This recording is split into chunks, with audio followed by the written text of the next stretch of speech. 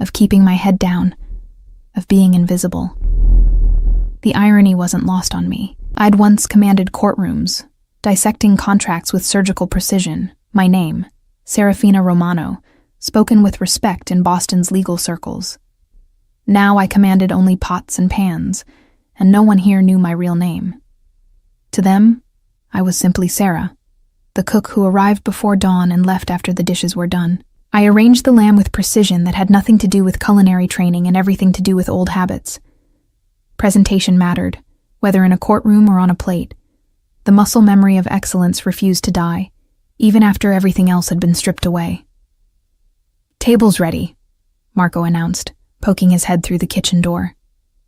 He was one of Aurelio's security men, tasked with the mundane job of ensuring the dining room was secure before meals. As if anyone would dare attack Aurelio Kozlov in his own home. I nodded, lifting the tray with steady hands. This was my least favorite part of the job, the moment when I had to enter his space, be seen by him, however briefly. For 4 years, I'd managed to remain a ghost in his household, just another servant in a mansion full of them.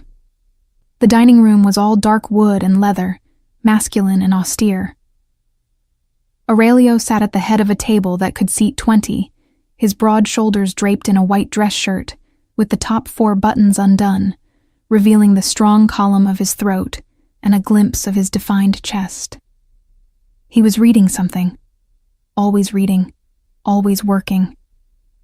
I'd noticed that about him over the years.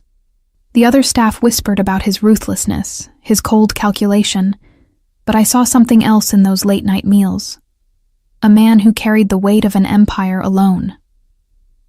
I set the plate before him without a word, as was our unspoken arrangement. He barely glanced up, murmuring a distracted, "Thank you," in that deep voice with its faint Russian accent, a remnant of his father's heritage, though Aurelio had been born in Boston. As I turned to leave, my gaze snagged on the document he was studying. Even from across the table, I recognized the layout. A corporate acquisition contract, the kind I used to draft and dissect in my previous life. My previous life, before Rinaldo Ferretti destroyed it. I forced myself to keep walking, to return to the kitchen where I belonged. It wasn't my business. I'd learned that lesson the hard way. Involvement led to disaster. Silence meant survival. But as I scrubbed the roasting pan, my mind wouldn't let go of what I'd seen. The contract had been opened to a specific clause, and something about the wording had triggered an alarm in my brain, the same instinct that had made me one of the best contract attorneys in Boston before my fall from grace. "Sarah, you're scrubbing that pan to death," Maria commented. She was the head of housekeeping, a kind woman in her 50s who'd taken me under her wing when I'd arrived 4 years ago, broken and desperate. I eased my grip on the brush. "Sorry, long day." "They're all long days here." She poured herself a cup of coffee, settling onto a stool. "You ever think about leaving? Getting a job at a normal restaurant where you don't have to cook for Boston's most dangerous man?" The question caught me off guard. Leave? And go where? Do what? My law license had been revoked. My reputation destroyed. No firm would hire me, not after what Rinaldo had done, framing me for embezzlement, planting evidence in my files, using his family's connections to ensure I was disbarred before I could mount a proper defense. The irony was that Rinaldo had been the one stealing from clients. I discovered the discrepancies in his accounts purely by accident. Late one night in the office we'd shared. I should have gone to the Bar Association immediately. Instead, I'd confronted him privately, believing he deserved a chance to explain, to make it right. That trust had cost me everything. "I like it here," I said finally. "It's quiet." Maria studied me with knowing eyes. "You're hiding from something. I've always known that. But Sarah, this isn't living. This is just existing." Before I could respond, Marco appeared in the doorway again. "Boss wants to see you." My heart stuttered. In 4 years, Aurelio had never summoned me. We existed in parallel orbits. He in his world of power and violence, me in my world of pots and pantries. Me? I managed. Yeah, you. Now. I dried my hands on my apron, my pulse accelerating. Had I done something wrong? Was tonight's meal not to his satisfaction? Or worse, had he somehow discovered who I really was, the disgraced attorney living under an assumed name? The walk to the dining room felt like a march to the gallows. Aurelio was still seated, but he'd pushed his plate aside. The contract now occupied his full attention, along with several other documents spread across the polished wood.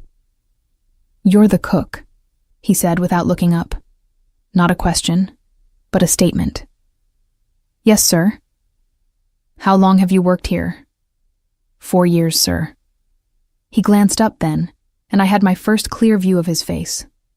Aurelio Kozlov was 42, with dark hair silver-threaded at the temples and eyes the color of winter ice. The photographs I'd seen in newspapers before my fall, back when I'd paid attention to such things, hadn't captured the intensity of his presence. This was a man accustomed to absolute control, to being obeyed without question. 4 years, he repeated. "And in those 4 years, have you ever noticed anything unusual about my documents?" The question hung in the air between us. My mind raced.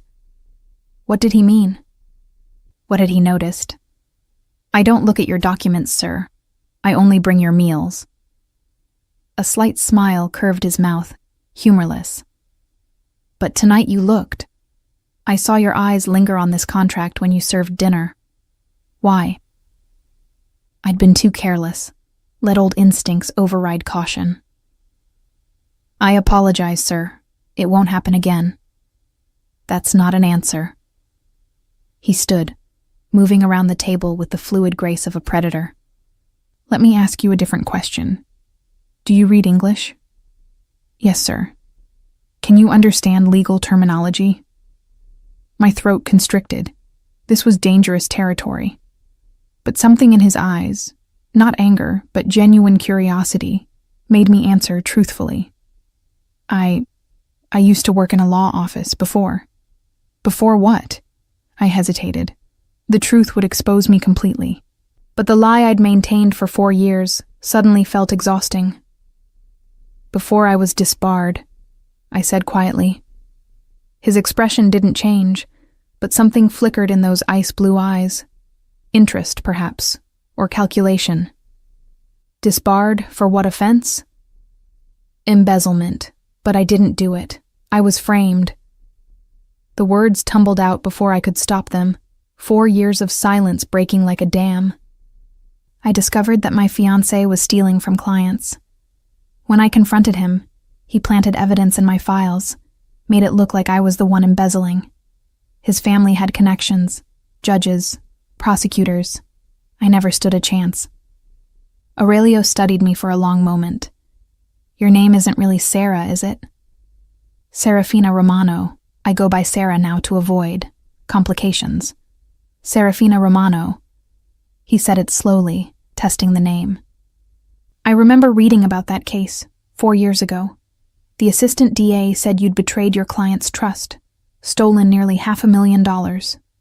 All lies, but very convincing lies." He returned to his seat, gesturing to the chair beside him. "Sit." I sat, my heart hammering against my ribs. "This contract," Aurelio said, tapping the document with one finger. "Tell me what you saw that caught your attention." This was the moment of decision. I could claim ignorance, retreat back to my kitchen and my silence, or I could speak the truth that had been burning in my lawyer's brain since I'd glimpsed that clause. I pulled the contract closer, scanning the text until I found the section that had triggered my alarm. "Here, Clause 17, subsection B. The language appears standard. You're acquiring majority shares in a shipping company, correct?" "Correct." But this phrase, "subject to existing encumbrances and prior obligations," that's boilerplate language designed to protect the seller from liability. Except in this context, Combined with this reference in the appendix to Schedule A, listing all material contracts, it creates a trap. Aurelio leaned forward, his full attention now focused on me. Explain. The lawyer in me, dormant for 4 years, awakened. They're not providing Schedule A with the main contract. See? It says, to be delivered at closing. That means you won't see the list of existing obligations until after you've signed this agreement. And this clause here, Section 23, it states that any discrepancies between the verbal assurances and the written contract shall be resolved in favor of the written document. I was verbally assured the company has no significant debt or obligations. But those verbal assurances are worthless if they deliver a Schedule A at closing that reveals millions in hidden debt or unfavorable contracts. You'd be legally bound to complete the acquisition anyway because you've already agreed to accept existing encumbrances and prior obligations. It's a classic bait and switch, but executed with legal precision. Silence filled the dining room. Aurelio's gaze hadn't left my face, and I could see his mind working, processing what I'd told him. How long did it take you to spot this? He asked finally. About 3 seconds. It's the same structure Ronaldo used to defraud clients. He'd hide toxic assets in schedules that weren't delivered until after signatures were obtained. By then, it was too late to back out without triggering penalty clauses. Ronaldo, that's your ex-fiancé? Ronaldo Ferretti.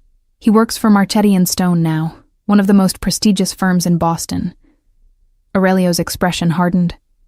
The firm representing the sellers in this acquisition. The revelation hung between us like a physical presence.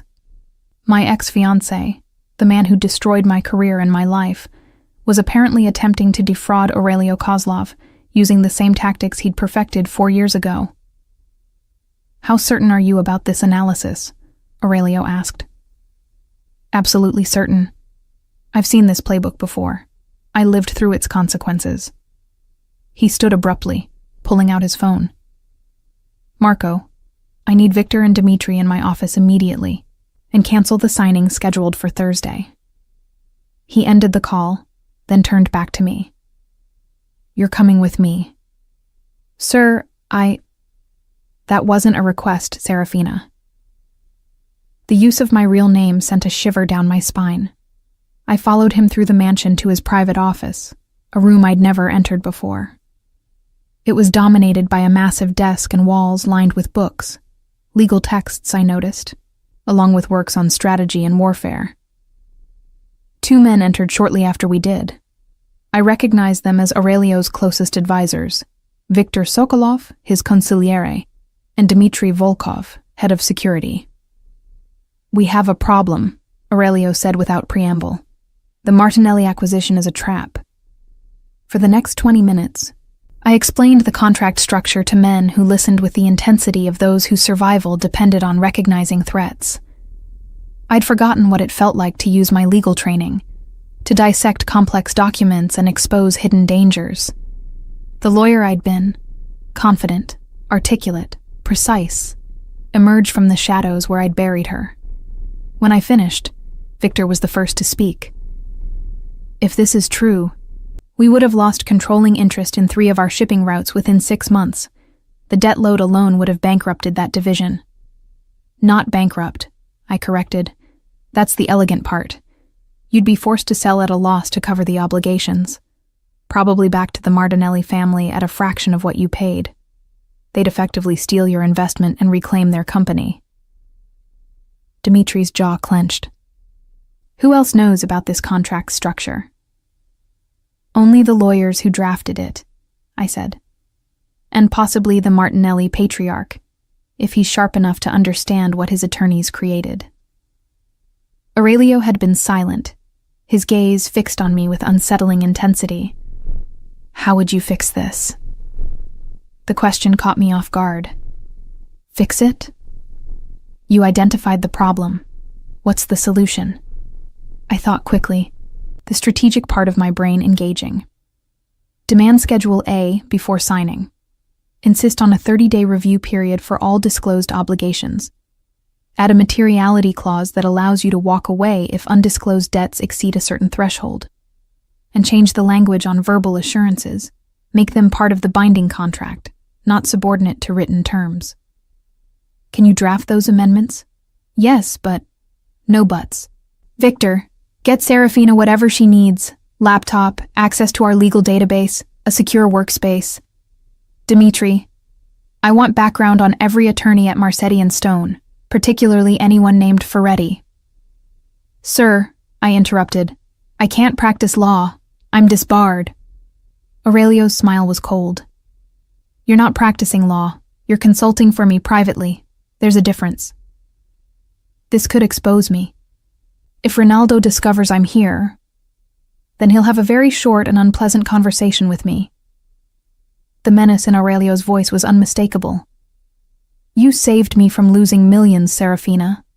Possibly saved my entire operation from a sophisticated attack. That debt will be repaid. I'm not asking what you want. I'm telling you what's going to happen. You're going to work for me as a private legal consultant. You'll be paid accordingly. And you'll be protected. The word protected carried weight. I wasn't sure I wanted. Protection from Aurelio Kozlov came with obligations, with chains that might bind more securely than any prison. But as I looked at the contract spread across his desk, at the trap that had been set for him using the same techniques that had destroyed me, I felt something I hadn't felt in 4 years. Purpose. How long do we have until the scheduled signing? I asked. 48 hours. Then we'd better get started. Victor led me to a small office adjacent to Aurelio's main workspace. It had clearly been unused for some time, but within an hour, it had been transformed. Laptop with encrypted access, printer, legal database login credentials, and a locked file cabinet for sensitive documents. Anything else you need? Victor asked. He was a tall man in his 50s, with sharp eyes that missed nothing. Coffee, I said. Strong. And access to Aurelio's complete file on the Martinelli deal. Everything from initial contact to this contract. You'll have it within the hour. He paused at the door. Boss doesn't trust easily. The fact that he's given you this much access after one conversation says something. Says what? That his instincts about you match what I've observed these 4 years. You're loyal, discreet, and you don't ask for things you haven't earned. His expression softened slightly. Welcome to the inner circle, Serafina. It's a dangerous place to be, but safer than being outside it. After he left, I sat at the desk and allowed myself a moment of pure panic. What had I just agreed to? Working for a man whose empire was built on activities I could only guess at, exposing myself to the very person who'd destroyed my career, abandoning the safety of anonymity I'd cultivated for 4 years. But then I thought about that contract, about Ronaldo's smug certainty that his trap would succeed, about 4 years of hiding while he'd prospered, building his career on the foundation of my destroyed reputation. Maybe it was time to stop hiding. The files arrived as promised. I dove into them with the intensity I'd once brought to every case, constructing a timeline of the Martinelli negotiation. The more I read, the clearer the pattern became. This wasn't just a simple fraud. It was a sophisticated, multi-layered scheme designed to destroy Aurelio's shipping operations while making it appear to be his own poor business judgment. Around 2 a.m, Aurelio appeared in my doorway holding 2 cups of espresso. The sight of him, dress shirt now even more rumpled, sleeves rolled to reveal strong forearms, sent an unwelcome flutter through my stomach. Marco told me you refused dinner, he said. I hadn't even noticed the hunger until he mentioned it. I was focused. So I see. He set 1 cup before me, then settled into the chair across from my desk. Walk me through what you've found. For the next hour, we dissected every element of the deal. Aurelio's questions were sharp, incisive. He understood business strategy intuitively, even if legal terminology wasn't his primary language. I found myself explaining not just what I'd discovered, but why. The strategic implications of each hidden clause. This materiality threshold, he said, tapping one section of my draft amendments. 10 million in undisclosed obligations. Why that number? Because it's high enough to seem reasonable, but low enough to capture the debt I suspect they're hiding. If they balk at this number, it confirms there's something substantially worse in Schedule A. And if they agree to all amendments, then either I'm wrong about the trap or they're playing a longer game than I anticipated. Aurelio's gaze held mine. You're not wrong. I've learned to trust instinct, and yours is screaming warning. 4 years ago, my instinct told me to trust Ronaldo. I hadn't meant to say it aloud, but exhaustion had loosened my usual guard. 4 years ago you were in love. Love makes people stupid. He sipped his espresso. Now you're angry. Anger makes people sharp. I'm not angry. I lied. You've been hiding in my kitchen for 4 years, using maybe 10% of your capabilities, living like a ghost. That's not healing, Serafina. That's barely surviving. And yes, that's anger. At him. At the system that failed you. At yourself for trusting the wrong man. The accuracy of his assessment stole my breath. You don't know anything about me. I know that you've worked in my house for 4 years and never once asked for anything beyond your salary. I know that you're brilliant. Those amendments would impress attorneys with 20 years more experience than you had. I know that someone broke you badly enough that you've been hiding ever since. He leaned forward. And I know that tonight, when you saw a version of the same trap that destroyed you being set for me, you couldn't stay silent. That took courage. It took self-preservation. If Ronaldo is behind this, if he's working for people targeting you, then my hiding here isn't safe anymore anyway. True. Which is why you're going to stay close to me until this is resolved. I don't need protection. That wasn't the protection I meant. His gaze was steady, unwavering. I meant you're going to be involved in negotiations, present at meetings, visible. Horror flooded through me. No, absolutely not. If Ronaldo sees me, if Ronaldo sees you, he'll know his trap has been discovered. He'll know that I have someone who can dissect his schemes. That's strategic advantage, Serafina. That's also putting a target on my back. The target was already there the moment you recognized his technique in my contract. Aurelio stood, moving to the window that overlooked the mansion's gardens. But here's what Ronaldo doesn't know. You're not alone anymore. You're not a vulnerable woman he can destroy with planted evidence and corrupt connections. You're under my protection now, and that changes everything. The possessiveness in his tone should have alarmed me. Instead, I felt a dangerous flutter of something I refused to name. Why are you doing this? I asked. I'm just a cook who happened to spot a problem. He turned from the window, and the intensity in his ice-blue eyes made my breath catch. No. You're a brilliant attorney who was destroyed by a corrupt system and a vindictive man. You're someone who sees threats others miss, who understands the law with the precision of a surgeon with a scalpel. And tonight, you saved my entire operation from a sophisticated attack. So this is about gratitude? This is about recognizing value, about not wasting talent, because society decided you didn't deserve a second chance. He moved closer, stopping just at the edge of my desk. I'm giving you that chance, Serafina. Not out of charity, but because I need someone with your skills. Someone I can trust to see the knives before they strike. You don't know if you can trust me. I've had 4 years to observe you. You think I don't notice my own household? You're loyal, discreet, and incorruptible. You could have stolen from me 100 times over these 4 years and never did. You could have sold information about my operations to competitors. You did neither. That's more trustworthy than 90% of people I deal with. The analysis was clinical, but beneath it, I sensed something else. A man who understood loneliness, isolation, the weight of standing alone against enemies who never stopped circling. "The signing is in 48 hours, I said, steering back to safer ground.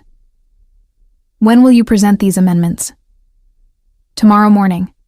I'll have Victor deliver them personally to Martinelli's attorneys, with a message that these changes are non-negotiable. They'll push back, probably offer minor concessions to make you think you've won. Then what do I do?"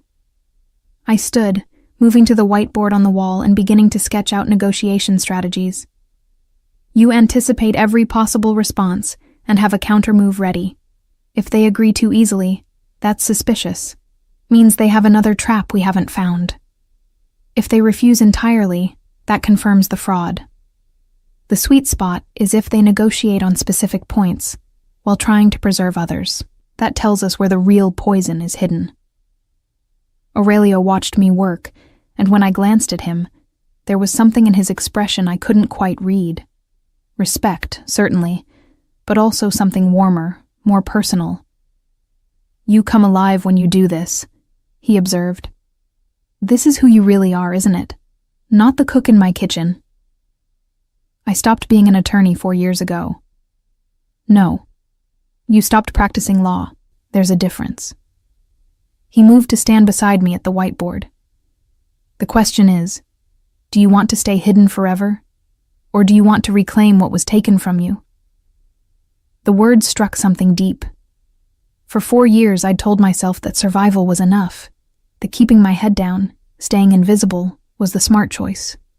But standing here, using skills I'd forgotten I possessed, I felt something awakening that I'd thought was dead.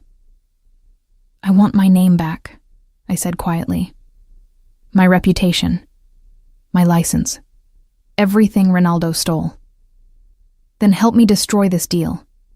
And when we're done, we'll destroy Ronaldo Ferretti." The promise in his voice was dark, dangerous. I should have been afraid of it. Instead, I felt a fierce satisfaction that someone finally believed me, finally saw the truth I'd been powerless to prove. "I need to finish these amendments," I said, "and then we need to game out every possible scenario for tomorrow's delivery." Aurelio nodded. "I'll have food sent in. You need to eat." He left, and I returned to my work with renewed focus. By dawn, I had crafted a set of amendments so comprehensive that any attorney reviewing them would understand their client's fraud had been detected. The question was whether Ronaldo would recognize my work, my particular style and precision that had once been my signature. Part of me hoped he would.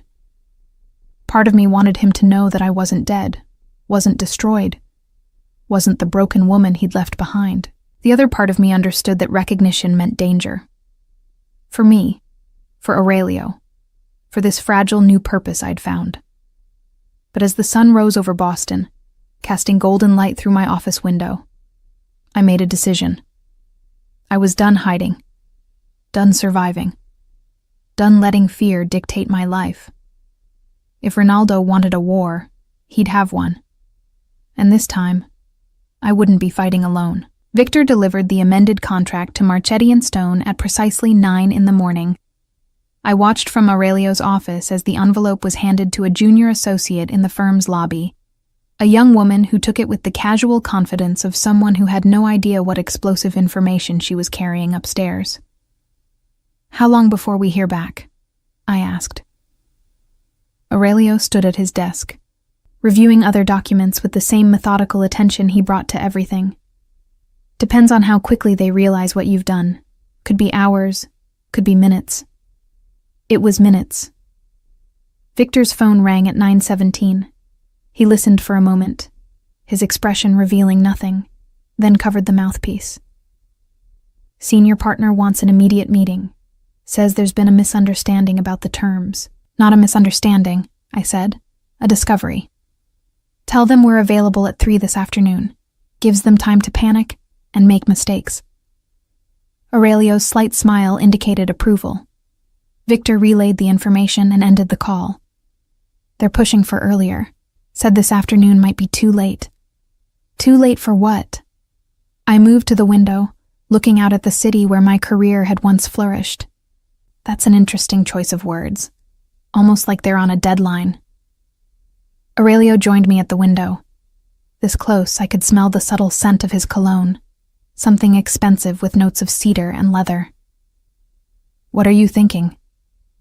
I'm thinking that if this is truly a sophisticated fraud, there are probably multiple parties involved. The Martinellis are the face of it, but someone else is pulling strings, someone who needs this deal closed by a specific date. Why? I turned to face him. Because fraud this complex requires coordination, payment schedules, document preparation, shell companies to hide assets. And if I'm right about the structure, there's probably a buyer already lined up to purchase the company back from you at a massive discount once you're drowning in hidden debt. Victor's eyes narrowed. A buyer who's expecting to take possession by a certain date. Exactly. Which means delaying the signing doesn't just give us time. It disrupts their entire timeline and forces them to either abandon the scheme or reveal more of their hand trying to salvage it. Aurelio's gaze was thoughtful. Tell them 3 o'clock is our only availability. If that's too late, they can withdraw from the deal entirely.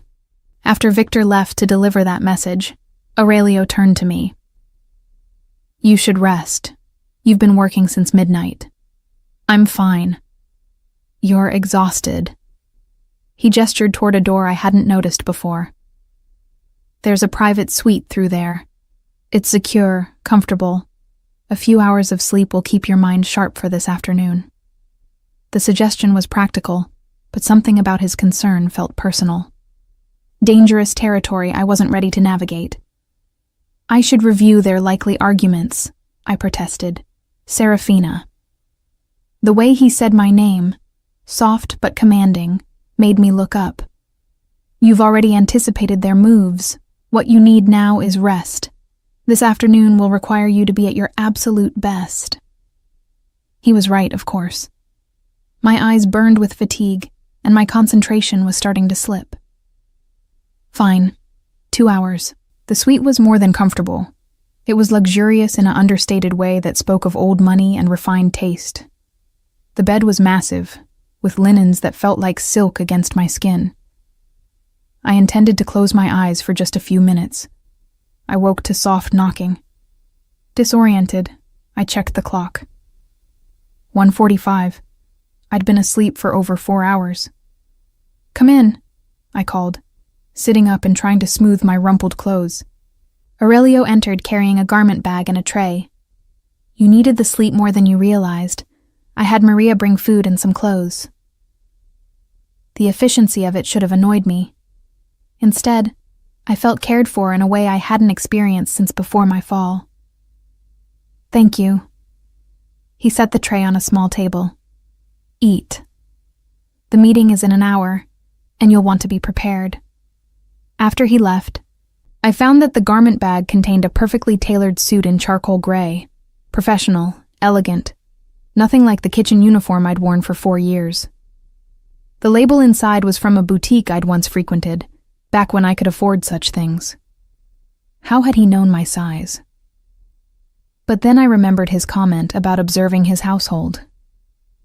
Aurelio Kozlov noticed everything. The suit fit perfectly. As I studied my reflection, I barely recognized the woman looking back. She looked like Serafina Romano, attorney at law, not Sarah the cook. When I emerged, Aurelio was waiting in his office with Victor and Dmitri. All 3 men looked up, and something flickered in Aurelio's eyes. Approval, yes, but also something warmer that made my pulse quicken. Good, he said simply. Victor has prepared a briefing on Marchetti and Stone's senior partners. 3 will likely attend this meeting. For the next 30 minutes, we reviewed intelligence that had clearly been gathered with remarkable speed. I learned that the lead partner on the Martinelli deal was Richard Chen, a man known for aggressive tactics and ethical flexibility. His associates included 2 younger attorneys, one of whom was Rinaldo Ferretti. My stomach tightened at seeing his name in the brief, accompanied by a recent photograph. He looked successful, confident, everything I wasn't supposed to be anymore. Will you be able to handle seeing him? Aurelio asked quietly. Yes. I forced my voice to remain steady. He doesn't get to take this from me, too. The meeting was held at a neutral location, a conference room in one of Boston's premier business hotels. Aurelio's security swept the room before we entered, checking for recording devices or other surveillance. Martetti and Stone's delegation arrived precisely at 3. Richard Chen led, followed by a sharp-eyed woman I recognized as Margaret O'Brien, one of the firm's corporate specialists. And behind them, looking as polished and arrogant as ever, was Rinaldo Ferretti. His reaction when he saw me was everything I'd hoped for. The color drained from his face. His step faltered. His carefully controlled expression cracked, revealing shock and something that might have been fear. "Ms. Romano," Richard Chen said smoothly, recovering faster than Rinaldo. "This is unexpected. I wasn't aware you were providing services to Mr. Kozlov." "Private consulting," I replied, my voice calm. "Shall we begin?" We took our seats across from each other. Aurelio sat at the head of the table with me to his right, Victor to his left. The positioning was deliberate. I was being presented as part of his inner circle, not a mere consultant. "Your amendments to the contract are extensive," Chen began, perhaps overly cautious. "Our clients feel they demonstrate a lack of good faith." "Our amendments close loopholes that demonstrate a lack of good faith on your client's part," I countered, "particularly regarding Schedule A and the disclosure of material obligations." Rinaldo finally found his voice. "Those are standard provisions in any acquisition. Ms. Romano, if you were more familiar with current corporate practice..." "I'm intimately familiar with the current practice of hiding toxic assets in schedules delivered at closing," I interrupted. "It's the same technique that's been used to defraud clients for years. Some might even call it a signature move." The implication hung in the air. Rinaldo's jaw tightened, but Chen smoothly intervened. "I assure you there are no hidden assets. However, preparing a complete Schedule A takes time. We're willing to provide a preliminary list within 7 days." "No." Aurelio's voice cut through the negotiation like a blade. "Full disclosure before signing, or there's no deal." "Mr. Kozlov, that's simply not reasonable." "What's not reasonable," I said, "is asking my client to commit millions to an acquisition without full knowledge of what he's actually purchasing. Unless, of course, there's something in Schedule A you'd prefer he not see until it's too late to back out." Margaret O'Brien leaned forward. "I think we all need to take a step back. Perhaps if we could discuss the specific concerns." "The specific concern," Aurelio said, "is that your contract is designed to defraud me. Ms. Romano identified the structure. Either you provide full transparency, or we walk." Rinaldo couldn't seem to stop staring at me. I met his gaze directly, letting him see that I wasn't the broken woman he'd left behind, that I'd survived his betrayal and emerged stronger. "Could we have a moment to confer privately?" Chen asked. 10 minutes, Aurelio agreed. The Martetti team retreated to an adjacent room. Once they were gone, Victor leaned toward me. "You were right. They're panicking. The question is whether they abandon the fraud or try to salvage it," I replied. Aurelio's hand briefly touched my shoulder, a gesture of support that sent warmth through me despite the professional setting. "Whatever they try, we're ready." The Martetti team returned with a new proposal. They'd provide a preliminary Schedule A within 48 hours, with a full version 7 days later. We could review and back out if there were any undisclosed obligations exceeding a certain threshold. It was a trap within a trap. The preliminary version would show minor issues to seem transparent, while the major fraud would be buried in the full version, delivered after Aurelio had already committed to the deal emotionally and financially. "No," I said before Aurelio could respond. "Full disclosure now, or we terminate negotiations." "Ms. Romano," Rinaldo said, his voice tight with barely controlled anger, "you're being unreasonable. This isn't how corporate transactions work." "This is exactly how they work when one party suspects fraud," I interrupted. And given your particular history with ethical lapses, Mr. Ferretti, I'd think you'd want to avoid any appearance of impropriety. The room went very still. I'd just directly referenced his past, the embezzlement scheme he'd pinned on me, in front of his colleagues, in front of witnesses. Chen's eyes narrowed. That's a serious accusation, Ms. Romano. It's a factual observation. Mr. Ferretti and I worked together 4 years ago. I'm simply noting that he has experience with creative contract structures designed to hide problematic information. Ronaldo stood abruptly. I won't sit here and be slandered.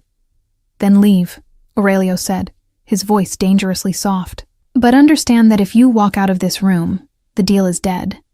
And I'll make sure everyone in Boston's legal community knows that Marcetti and Stone couldn't provide basic transparency in a straightforward acquisition. The threat was clear. Aurelio's influence extended far beyond his legitimate businesses. Having him as an enemy would be career-ending for everyone in the room. Chen raised a calming hand. Let's not be hasty. Richard, sit down. Ms. Romano, Mr. Kozlov, perhaps we can find middle ground. If we provided Schedule A within 24 hours instead of 48? Now, I said. You've had weeks to prepare this deal. Schedule A should already exist. If it doesn't, that tells us everything we need to know. A long silence followed. I could see Chen calculating odds, weighing options. Finally, he sighed. I'll need to contact my clients. This is beyond my authority to negotiate. You have 1 hour, Aurelio said. After that, we're done. As the Marchetti team filed out, Ronaldo lingered at the door. Serafina, he said quietly, we should talk. Privately. No, Aurelio said before I could respond. Anything you have to say can be said in front of me. Ronaldo's gaze flickered between us, and I saw understanding dawn. He thought Aurelio and I were involved. The assumption was wrong, but I didn't correct it. Let him wonder. Let him worry. This isn't over, Ronaldo said to me. You're right, I replied. It's just beginning. After he left, Aurelio turned to me. Are you all right? Better than all right. Did you see his face when I called out his ethical lapses? He didn't expect that. You put yourself at risk doing that. If he goes to the Bar Association, claims you're practicing law without a license? I'm not practicing law. I'm consulting, and anything I said in that room is protected as part of your business dealings. I smiled grimly. I know the rules, Aurelio. I may not be able to practice, but I can still use my knowledge to advise you privately. Victor's phone buzzed. He answered, listened, then covered the mouthpiece. Our source at Marcetti and Stone says Chen just made 3 urgent calls, one to the Martinelli Patriarch, one to an unlisted number, and one to a shell corporation registered in the Cayman Islands. I looked at Aurelio. The buyer, the one who's supposed to purchase the company back from you at a discount after the hidden debt surface. Can we trace the Cayman number? Already on it, Dmitri said. Should have information within an hour. The hour passed with agonizing slowness. Victor brought coffee.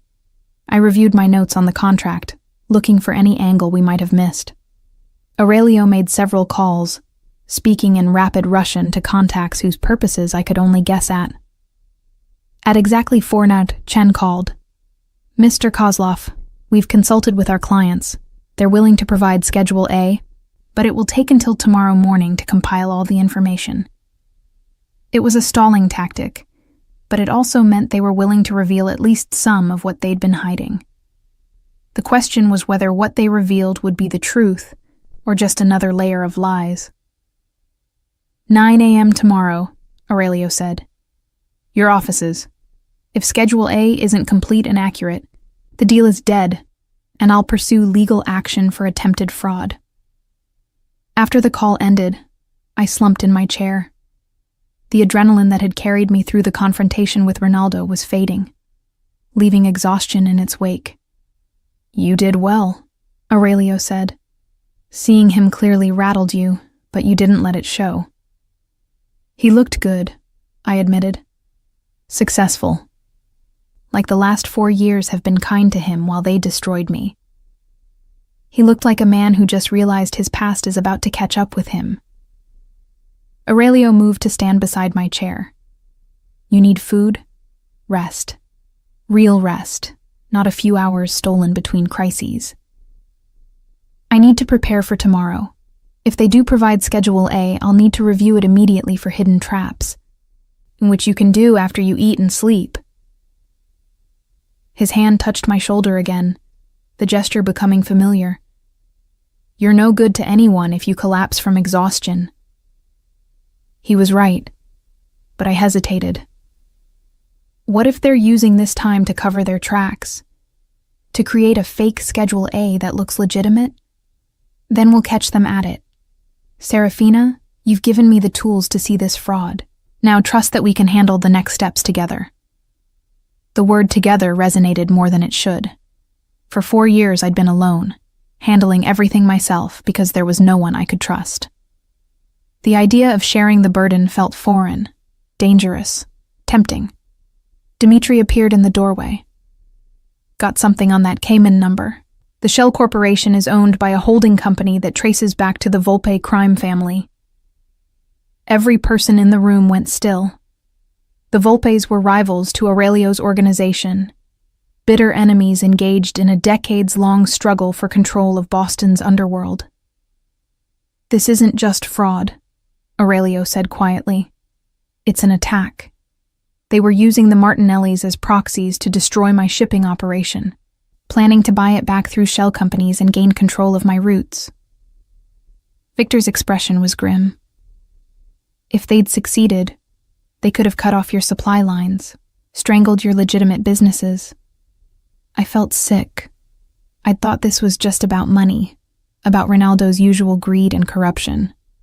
But I'd inadvertently stumbled into something much larger, a war between criminal empires, with me caught in the crossfire. You need to pull out, I said to Aurelio. This is too dangerous. Forget the deal. Forget Schedule A. Just walk away. He looked at me with something like amusement. Walk away? After they've tried to destroy me? After they've involved someone under my protection? His gaze intensified. No, Serafina. We don't walk away. We turn this trap back on them. How? A cold smile curved his lips. By making them think they've won. By going through with the signing, accepting whatever poison they put in Schedule A, and then using every legal mechanism you can devise to destroy them with their own fraud. Understanding dawned. You want to let them hang themselves. I want to use their own trap to destroy both the Martinellis and the Volpes, and I want you to design that trap. The weight of what he was asking settled over me. This wasn't just contract law anymore. This was warfare, using legal mechanisms as weapons. People could die if I made mistakes. If I wasn't thorough enough, if I missed something critical. I need time to think, I said, to plan properly. You have until 9 a.m. tomorrow. He stood. Come. You'll work better after food and rest. The return to the mansion felt surreal. Hours ago, I'd been a cook.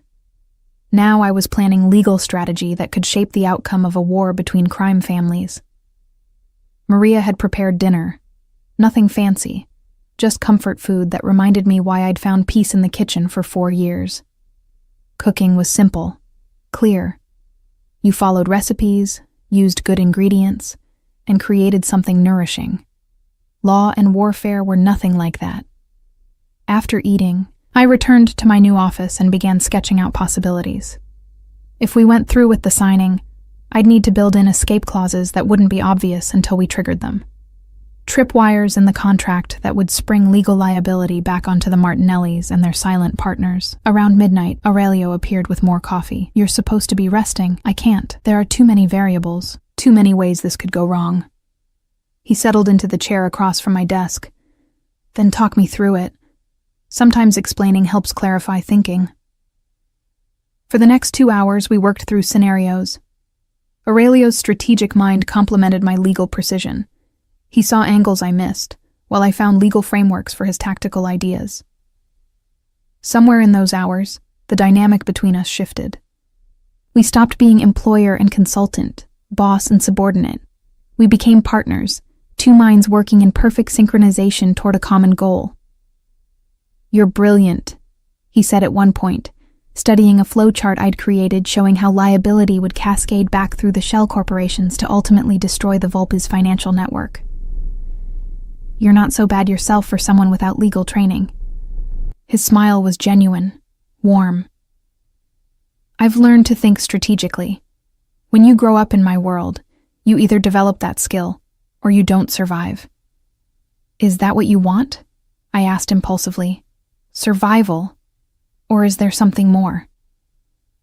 The question seemed to catch him off guard. "What do you mean?" "I mean, you have power, wealth, influence. You could walk away from the violence, the constant warfare, build something legitimate. Something that doesn't require looking over your shoulder every moment." "Could I?" His gaze was distant. "Or would that just make me vulnerable? I didn't choose this life, Serafina. I inherited it when my father died. Walking away would mean abandoning everyone who depends on me, everyone who's loyal to my family. Is that what you'd do?" I thought about my own choices, fleeing my destroyed career, hiding in his kitchen, abandoning any attempt to reclaim what Ronaldo had stolen. "I walked away," I admitted, "and I've regretted it every day since. But you're not walking away now. You're fighting back. Because you gave me the means to fight, the protection, the resources, the chance." Aurelio leaned forward. "I gave you the opportunity, but the courage to take it? That's all you, Serafina." The intensity in his gaze made my breath catch. This close, I could see the silver threading through his dark hair, the fine lines around his eyes that spoke of sleepless nights and heavy burdens. He was handsome in a way I'd tried not to notice for 4 years, dangerous in ways that had nothing to do with his profession. "It's late," I said, breaking the moment before it could become something more. "We both need rest before tomorrow." He stood, but paused at the door. "Serafina, thank you. For seeing what no one else saw. For trusting me enough to speak up." After he left, I sat in the quiet office, my heart racing. This was dangerous territory. Not just the fraud and the rival crime families, but the growing connection between Aurelio and me. The way his presence made me feel safe, valued, seen. I'd made that mistake once before, trusting a powerful man who'd seemed to offer everything I needed. Ronaldo had destroyed me. What would Aurelio do if I let him too close? But as I finally made my way to the guest suite Aurelio had provided, I couldn't shake the feeling that Aurelio Kozlov was nothing like Ronaldo Ferretti. Where Ronaldo had been charming and superficial, Aurelio was intense and genuine. Where Ronaldo had taken, Aurelio gave. Opportunity, protection, respect. The question was whether I had the courage to trust again, to risk my carefully guarded heart on a man whose world was even more dangerous than the one that had destroyed me before. I fell asleep with no answers, only the certainty that tomorrow would change everything, one way or another. The conference room at Marsetti and Stone was designed to intimidate. All dark wood and leather, with walls lined with photos of the firm's most prestigious victories. I'd been in this room before, 4 years ago, for a meeting that had seemed routine at the time. I hadn't known then that Ronaldo was planting evidence in my files, that he was building a case against me while I sat in this very room, discussing contract clauses with colleagues who would soon testify against me. "You're pale," Aurelio observed as we waited in the lobby. "Second thoughts?" "Memories," I corrected. This firm was where it ended for me, where Ronaldo's fabricated evidence was presented to the partners, where they asked for my resignation before filing a bar complaint. His hand found the small of my back, a gesture of support that sent warmth through me, despite the professional setting. "You're not that person anymore. You're not alone. And this time, you hold all the power." Victor and Dmitri flanked us, their presence a subtle reminder that Aurelio's protection was more than just legal. Chen's assistant appeared promptly at 9, leading us to a different conference room, larger, more formal. The Martinellis were already there. Antonio Martinelli, the patriarch, flanked by his 2 sons, and their attorney team led by Chen. Ronaldo sat at the far end of the table, his expression carefully neutral. But I caught the way his eyes tracked me, the tension in his shoulders. He was afraid. Good. Mr. Kozlov, Ms. Romano, Chen began. Thank you for your patience. We've prepared Schedule A as requested. A document was slid across the table. It was impressive. 73 pages detailing every contract, obligation, and encumbrance associated with the shipping company. At first glance, it appeared comprehensive, transparent, but I'd learned to look beyond first glances. We'll need time to review this, I said, making no move to touch the document. 48 hours minimum. That wasn't our agreement, Antonio Martinelli said. His voice carried the weight of old Boston money and older Boston crime. You demanded full disclosure. We've provided it. Now we proceed with the signing. You've provided a document, Aurelio replied. Verification of its accuracy requires due diligence. Every item is documented, verified. One of the Martinelli sons, Franco, interjected. We've been more than cooperative, given your consultants. He glanced at me. Accusations. The word consultant carried subtle mockery. To them, I was still the disgraced attorney, the woman whose own corruption had ended her career. The irony that they were attempting fraud while maligning my reputation wasn't lost on me. We'll review it here, I said, surprising everyone.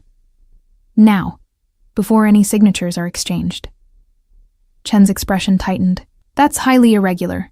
This document requires expert review, cross-referencing with public records. Then we'll cross-reference.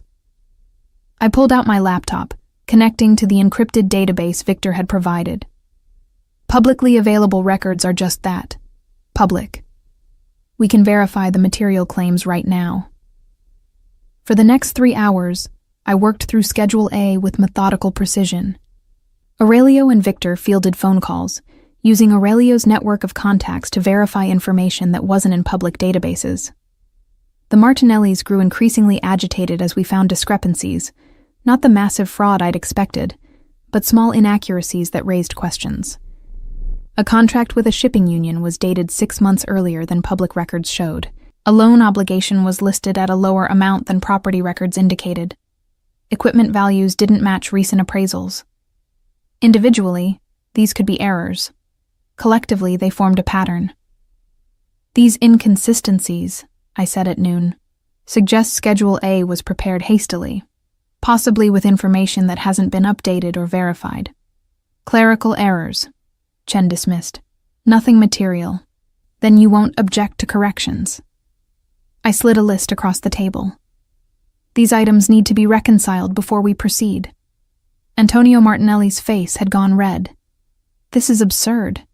We've provided everything you demanded. You've provided a document filled with clerical errors that coincidentally all favor your position. Aurelio interrupted. Either you correct them, or we terminate negotiations. A tense silence followed. Finally, Antonio nodded to Chen, who began making notes about the required corrections. But I noticed Ronaldo whispering urgently to Chen, his expression strained. Perhaps we should take a break, Chen suggested. Allow my team to review these requested corrections. Ensure they're appropriate. 1 hour, Aurelio agreed. As the room cleared for break, Ronaldo caught my arm in the hallway. Serafina, we need to talk. No, we don't. I pulled free from his grip. You're making a mistake, getting involved with Kozlov. Do you have any idea what he is, what he does? Do you have any idea what you do? I countered. The clients you've defrauded, the lives you've destroyed. At least Aurelio doesn't pretend to be something he's not. Aurelio. Ronaldo's laugh was bitter. You're on first-name basis with a crime lord? 4 years ago, you couldn't even jaywalk without anxiety. Now you're working for the Russian mob. I'm working for someone who values my skills, who doesn't steal my work and destroy my reputation when I discover his crimes. His expression hardened. You discovered nothing. I was cleared of those allegations. Because you framed me for your crimes, but we both know the truth, Ronaldo. Every time you stand in front of a mirror, you see a thief and a coward. And what do you see? A whore for the mob? The slap happened before I'd consciously decided to do it. Ronaldo's head snapped to the side, my handprint stark on his cheek. That's for 4 years of my life, I said quietly. 4 years of hiding, of lost career, of believing I was the worthless criminal you made me out to be. Serafina. Aurelio's voice behind me was soft, but deadly. He'd appeared silently, Victor and Dimitri flanking him. Is there a problem? Ronaldo's fear was palpable. No problem. Just clearing up old misunderstandings. I don't think so. Aurelio moved to stand beside me, his presence a shield. I think you're attempting to intimidate someone under my protection. That's a problem. I wasn't. You grabbed her arm. You insulted her. Those are problems. Aurelio's voice remained quiet, which made the threat more terrifying. Touch her again. Speak to her again without her permission, and we'll have a very different conversation. Do you understand? Ronaldo nodded, then fled down the hall. Victor allowed himself a slight smile. He won't forget that soon. But I was trembling, adrenaline and old anger finally catching up with me. Aurelio noticed, his hand gentle on my shoulder. Are you all right? He called me a whore. He called you someone who chooses her own allies instead of being victim to his manipulation. That's not an insult. It's his fear talking. I looked up at Aurelio, at the genuine concern in his ice blue eyes. Thank you for being here. Where else would I be? You're fighting my battle as much as yours. No, I said. This stopped being about the contract the moment I saw Ronaldo's signature on it. This is personal. Understanding flickered in his gaze. Then we'll make sure he understands exactly what he cost himself when he destroyed you. When we reconvened, the Martinellis had agreed to all corrections. Schedule A was updated, printed, and presented for review. This time, the numbers matched public records. Surface level, it appeared legitimate. But I'd learned to look deeper. This contract here, I said, pointing to an agreement with a logistics company. It's listed as a standard service contract, term of 5 years renewable. Correct, Chen confirmed. But the logistics company, Pacific Freight Solutions, doesn't appear in business registries anywhere. No incorporation documents, no tax filings, no public record of existence. Silence. Then Antonio leaned forward, his expression calculating. It's a new venture. Not all paperwork has been filed yet. Or it's a shell company, I countered, designed to hide obligations that will be revealed after closing. This contract obligates the shipping company to exclusive use of Pacific Freight, at rates well above market value. If Pacific Freight is owned by you or your associates, this is a mechanism to siphon profits after the sale. Chen's face had gone pale. That's a serious accusation without evidence. Then provide evidence. Corporation documents for Pacific Freight. Proof it's a legitimate independent entity. We'll need time to gather. No more time, Aurelio said. Either Pacific Freight is legitimate and you prove it now, or this contract comes out of Schedule A. Your choice. The Martinellis huddled with their attorneys. I could see the calculation in Antonio's eyes. How much to reveal? How much to hide? Finally, he nodded to Chen. Pacific Freight will be removed from Schedule A. It was a preliminary arrangement that hadn't been finalized. Victory surged through me. We'd found the trap, or at least one of them. For the next 2 hours, I methodically reviewed every contract, every obligation. I found 3 more shell companies, 2 suspicious loans with terms that would allow creditors to call them due immediately after sale, and 1 environmental lawsuit that had been omitted entirely. Each discovery chipped away at the Martinellis' composure. By 4 p.m., Antonio looked like a man who'd aged a decade in a day. Perhaps, Chen suggested, we should consider postponing the signing. Give everyone time to address these concerns. No, I said. We've identified the problems. Remove the fraudulent elements, disclose the environmental lawsuit, and restructure the suspicious loans. We can have a clean contract by end of business today. That's impossible, Margaret O'Brien protested. The amount of work is possible if you have the documents ready, Aurelio finished, which suggests you knew exactly what you were trying to hide. Antonio Martinelli stood abruptly. I need to speak with my sons, privately. After they left, Victor leaned toward me. They're going to try to salvage this. Question is whether they abandon the fraud or double down. They'll double down, I predicted. The Volpes are behind this. Pulling out means explaining failure to them. Aurelio's expression was grim. Which means they'll try a different approach. What's our next vulnerability? I thought quickly, reviewing everything we'd discussed. The environmental lawsuit. It was mentioned briefly but not detailed.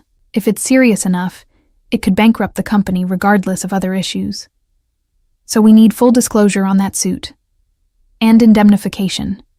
If damages exceed a certain amount, the Martinellis remain liable even after the sale. When they returned, Antonio's expression was resolved. We'll provide updated documentation. The shell companies will be removed, the environmental suit fully disclosed. But we need something in return. You're not in a position to negotiate, Aurelio noted. Neither are you.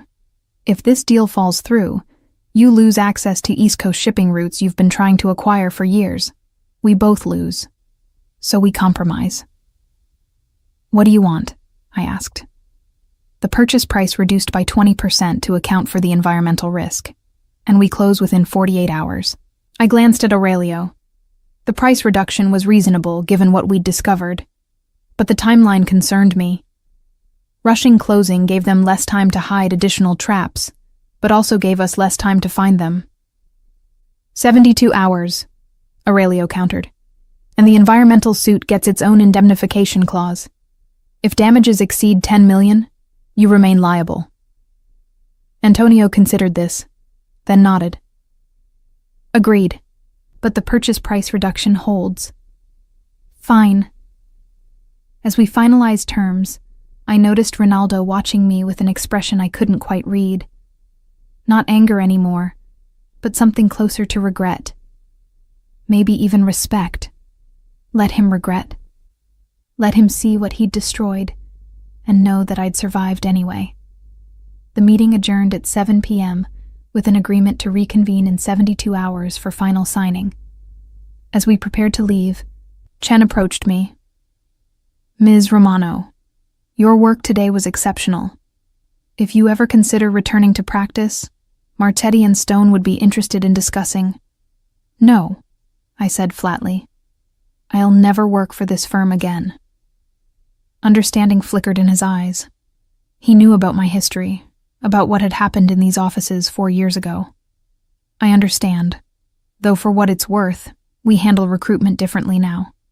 More oversight. 4 years too late for me. In the car back to the mansion, exhaustion crashed over me. I'd been running on adrenaline for hours. Now that it was fading, every muscle ached. You were magnificent, Aurelio said. The way you dissected their scheme, found every hidden trap. I've never seen anything like it. I just did my job. No, you did far more than that. You saved my organization, exposed a conspiracy, and faced down the man who destroyed your career. That's not just a job. That's courage. The praise warmed me more than it should. Ronaldo looked afraid. I've never seen him like that before. He should be afraid. He underestimated you once. He won't make that mistake again. We rode in comfortable silence for a while. Then Aurelio spoke again. The 72 hours until closing. I want you to use them not just to review the contract, but to build a case. Against the Martinellis? Against Rinaldo Ferretti. You said he framed you for embezzlement. I want to know everything. How he did it, where the evidence is, who he paid off. All of it. My heart stuttered. Why? Because part of what they took from you was your name, your reputation, and I'm going to help you get them back. I stared at him, not quite believing what I was hearing. Aurelio, that would require resources, investigators, possibly lawyers willing to challenge a 4-year-old ruling. I have all of those things, and I have you, someone who knows exactly where to look and what questions to ask. His gaze was intense. Let me do this for you, Serafina. Not as payment for your work, but as something you deserve. Justice. Tears pricked my eyes. The first I'd allowed myself to cry since the night I'd fled my destroyed career. Why would you do that for me? Because you saved me first. And because I see you, not the disgraced attorney the world thinks you are, but the brilliant woman who refused to be destroyed. He reached over, his hand covering mine. You deserve your life back. Let me help you reclaim it. For 4 years, I'd believed that chapter was closed, that Serafina Romano, attorney at law, was dead and buried beneath the weight of false accusations and corrupt proceedings. But looking into Aurelio's eyes, seeing his absolute conviction, I felt something long dormant stirring. Hope, anger, determination. All right, I whispered. Let's destroy him. Dimitri's research team worked with a precision that would have impressed any law firm. Within 24 hours, they'd compiled a dossier on Rinaldo Ferretti that was devastating in its comprehensiveness. Bank records showing unexplained deposits coinciding with the dates his clients reported missing funds. Email metadata suggesting deleted correspondence with offshore accounts. And most damaging of all, security footage from our old firm showing Rinaldo accessing my computer late at night. Dates matching when the fabricated evidence appeared in my files. How did you get this? I asked, spreading the documents across my desk. Victor, who delivered the package, smiled slightly. Mr. Kozlov has friends in many places. Some of them remember owing favors. This is incredible. But is it admissible? Most of this would never hold up in court. Who said anything about court? Aurelio appeared in my doorway, leaning against the frame. This isn't about legal proceedings, Serafina. This is about leverage. I looked between him and Victor. I don't understand. Aurelio moved into the room, settling into the chair across from my desk, with that same fluid grace that I'd come to recognize. You can't practice law. Going through official channels would take years, cost a fortune, and still might not succeed, because the system that convicted you once would resist admitting error. Then what good is this evidence? It's good for destroying Rinaldo Ferretti's career, reputation, and freedom, if we want to. His ice blue gaze held mine. But first, I need you to verify it. Tell me if this is enough to prove what he did to you. For the next 3 hours, I worked through the evidence with the methodical precision I'd once brought to every case.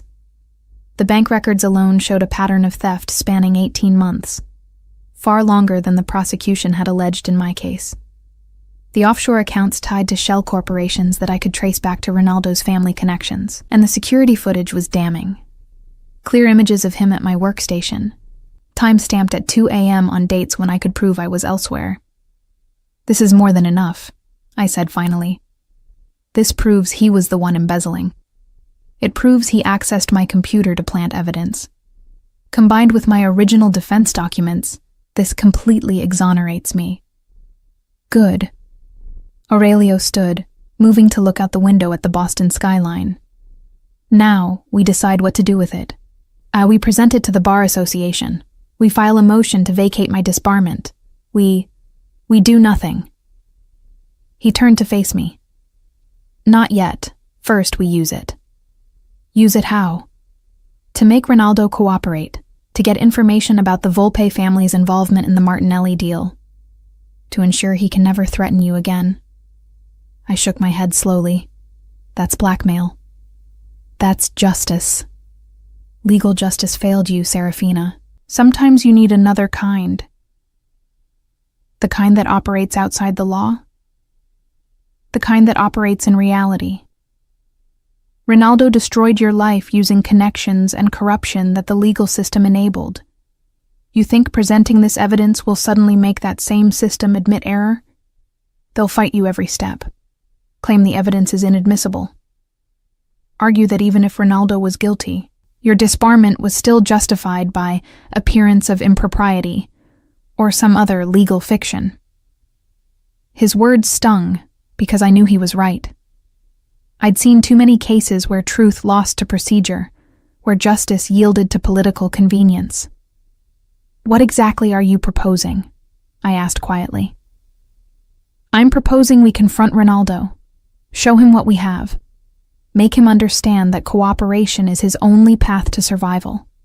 He gives us everything on the Volpe family's involvement, helps us turn the Martinelli trap back on them, and in exchange, we give him a choice.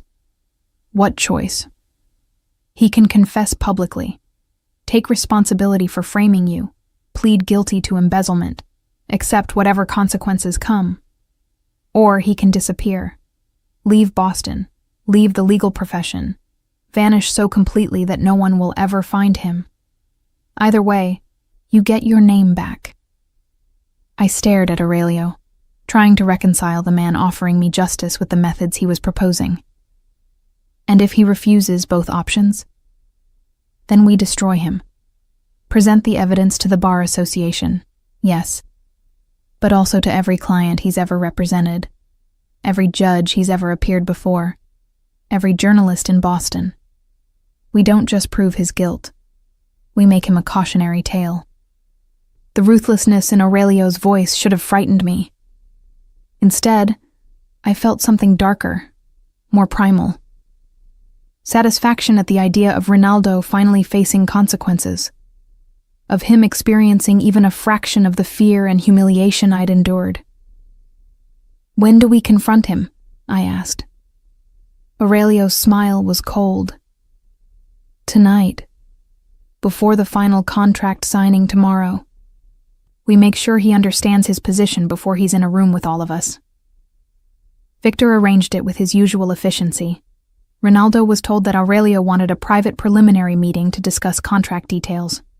No lawyers, no witnesses, just the four of us. Aurelio, Victor, Ronaldo, and me. We met in a private dining room of a restaurant Aurelio owned. The space was beautifully appointed but windowless, soundproofed. The kind of place where dangerous conversations happened. Ronaldo arrived exactly on time, his expression wary. He'd brought his own security, a broad-shouldered man who waited outside the room at Victor's insistence. Mr. Kozlov, Ronaldo said, nodding to Aurelio. His gaze slid to me, and I saw the flash of concern in his eyes. I wasn't aware Ms. Romano would be joining us. Sit down, Ferretti. Aurelio's voice carried absolute command. Ronaldo sat across from us, his lawyer's instincts clearly screaming warning. If this is about the contract negotiations, it's about what you did to Serafina 4 years ago. Aurelio slid the dossier across the table. Read it. I watched as Ronaldo opened the folder, his face going progressively paler as he reviewed the evidence. The bank records, the email metadata, the security footage. By the time he reached the images of himself at my computer, his hands were shaking. Where did you get this? He whispered. Does it matter? I asked. You planted evidence in my files. You stole from clients and made me the scapegoat. You destroyed my career to save yours. All of this is true, and you know it. Ronaldo looked up at me, and for the first time, I saw genuine fear in his eyes. Serafina, I can explain. No explanations. Aurelio cut him off. Only choices. You're going to tell us everything about the Volpe family's involvement in the Martinelli deal. Every detail, every contact, every element of their plan. And then you're going to choose. Choose what? Option 1. You confess publicly to framing Serafina. You plead guilty to embezzlement. You cooperate with authorities to clear her name completely. In exchange, we'll recommend leniency. Maybe you serve 5 years instead of 20. Ronaldo's face had gone white. And option 2? You disappear. Leave Boston tonight. Leave the legal profession forever. Change your name if you have to. We give you 24 hours. And then we release this evidence to destroy your reputation so thoroughly that you'll never work in law again anywhere. Those aren't real choices, Ronaldo protested. That's extortion. No, I said quietly. What you did to me was extortion. You stole my career, my reputation, my future. This is just accountability. Ronaldo looked between us, calculation warring with fear in his expression. There's an option 3. I refuse to cooperate, and I take this to the Bar Association myself. Claim you're attempting to blackmail me. With what evidence? Victor asked mildly. This meeting never happened. There's no record of it. And if you try to accuse Mr. Kozlov of blackmail, we'll simply release this dossier anyway, and you'll have all the guilt with none of the negotiating power. I need time to think. No time. Aurelio's voice was steel. The contract signing is tomorrow. Either you give us what we need on the Volpe family tonight, or we walk away from the Martinelli deal and spend our energy destroying you instead. Your choice. Now. The silence stretched. I could see Ronaldo's mind racing, looking for escape routes that didn't exist.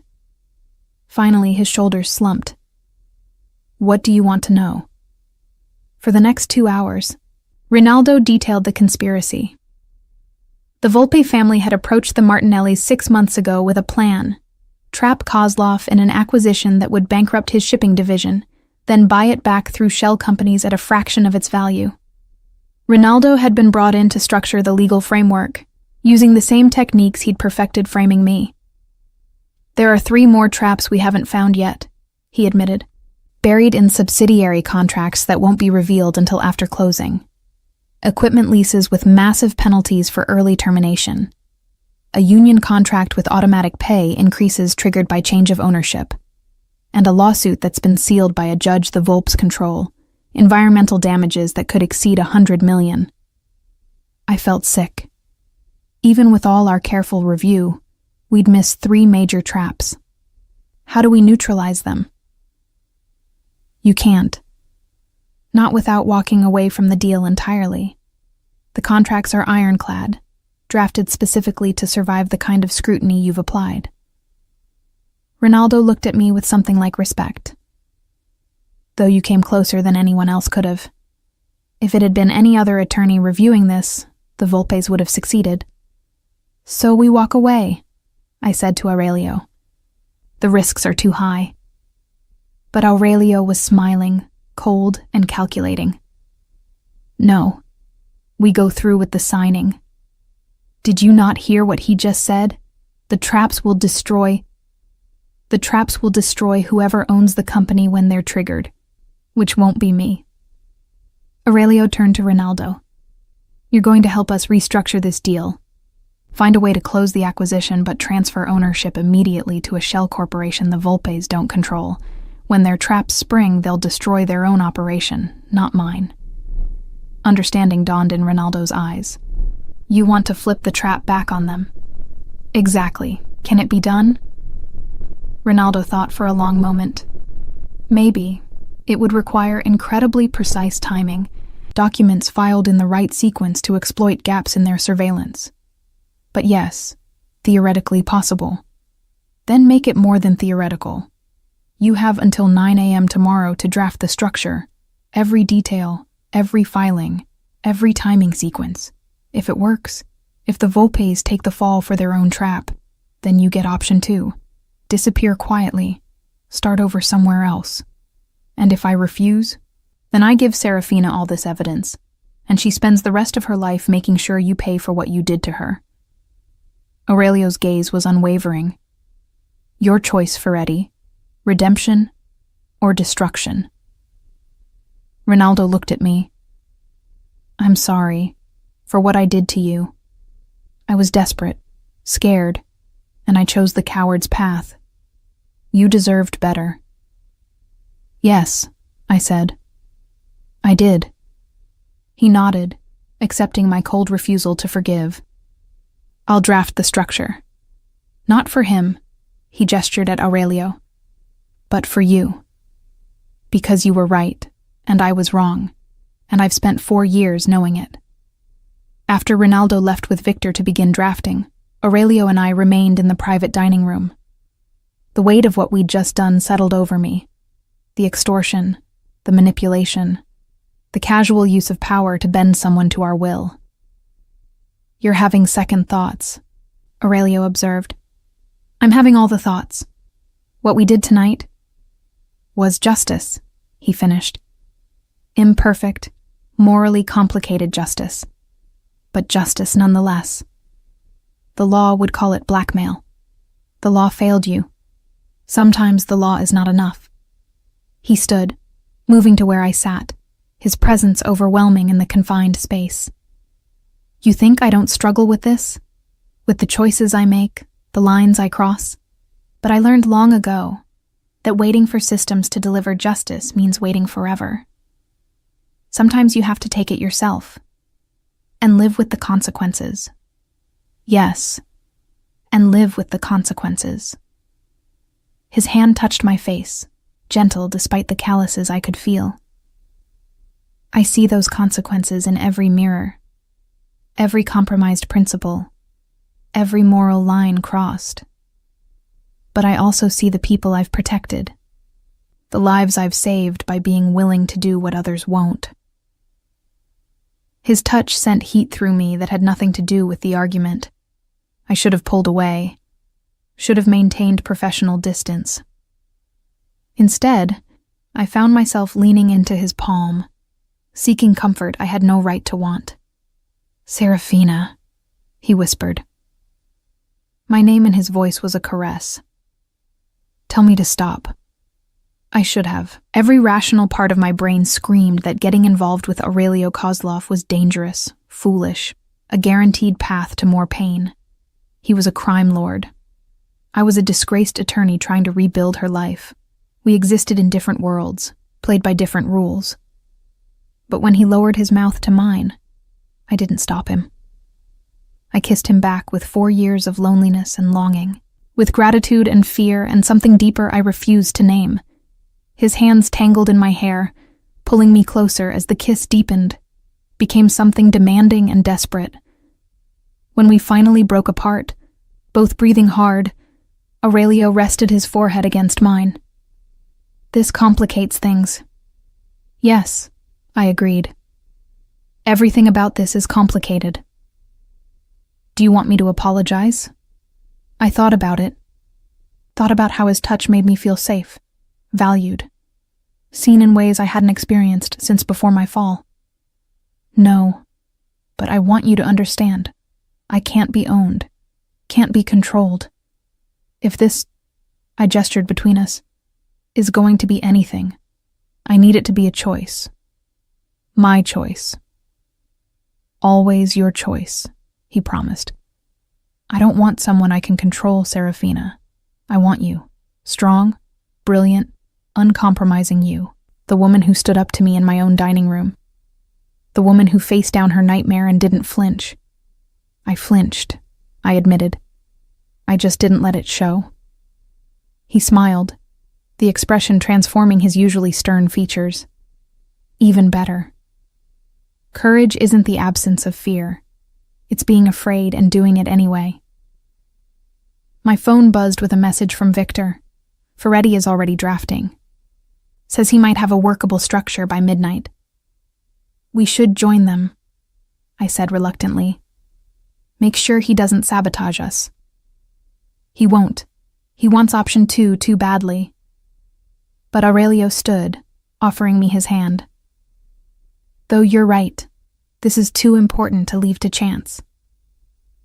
We spent the rest of the night in Aurelio's office, reviewing Rinaldo's work as he drafted a labyrinthine structure of shell companies, timing sequences, and strategic filings. The plan was audacious: acquire the Martinelli Shipping Company as agreed, but immediately transfer operational control to a Cayman corporation that the Volpes didn't control. When their traps were triggered, the liabilities would flow to the Cayman entity, which would declare bankruptcy, leaving the Volpes holding worthless obligations. It's brilliant, I admitted around 3 a.m., studying the flowchart Rinaldo had created. Completely legal, utterly ruthless, and uses their own trap against them perfectly. Assuming the timing works, Rinaldo cautioned, we'll need to file documents in 3 different jurisdictions within a 12-hour window. If any filing is delayed, the whole structure collapses. Then we make sure nothing is delayed, Aurelio said. Victor, coordinate with our people in each jurisdiction. I want redundancies for every filing, backup couriers if electronic systems fail. This has to be perfect.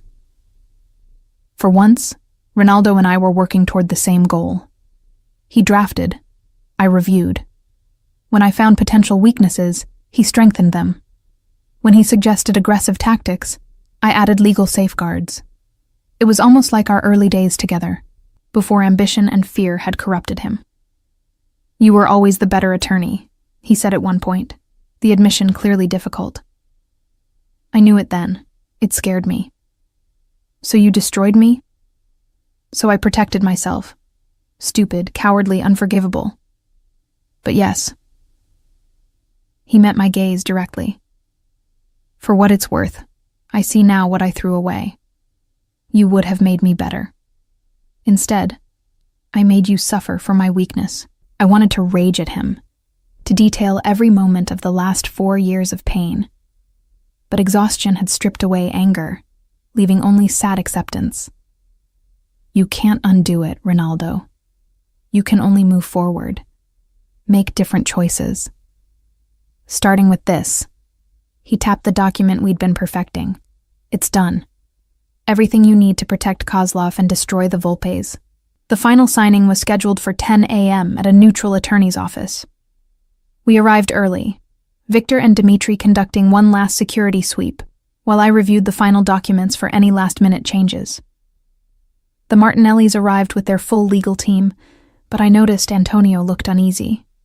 He was a criminal, yes, but a principled one in his own way. The Volpe family's involvement had clearly made him uncomfortable. Mr. Kozlov, Antonio said quietly before we entered the conference room. A word? Aurelio nodded, and the 2 men stepped aside. I couldn't hear their conversation, but I saw Antonio's expression. Warning, concern, something almost like respect. When Aurelio returned, his face was unreadable. Antonio says the Volpes have people watching the signing. They want to ensure it goes through. Does he know about our counter-trap? No, but he suspects something. Told me to be careful, that the Volpes don't forgive failures. Are you worried? Aurelio's smile was cold. The Volpes should worry. They're about to discover what happens when they target someone who can fight back. The signing itself was anticlimactic, just signatures on documents, witnessed by a bland notary who had no idea of the warfare being waged through legal clauses. But I felt the weight of every signature, every initial. This was it, the moment that would either vindicate everything or destroy us all. As soon as the final documents were signed, Victor began executing the carefully choreographed filing sequence. Documents to the Cayman Corporate Registry, transfer papers to Delaware, operational agreements to Massachusetts. Each filing precisely timed, each one moving us closer to springing our trap. How long until they realize? I asked Aurelio as we waited in his office for confirmation that all filings had been accepted. The Volpes? Maybe a week.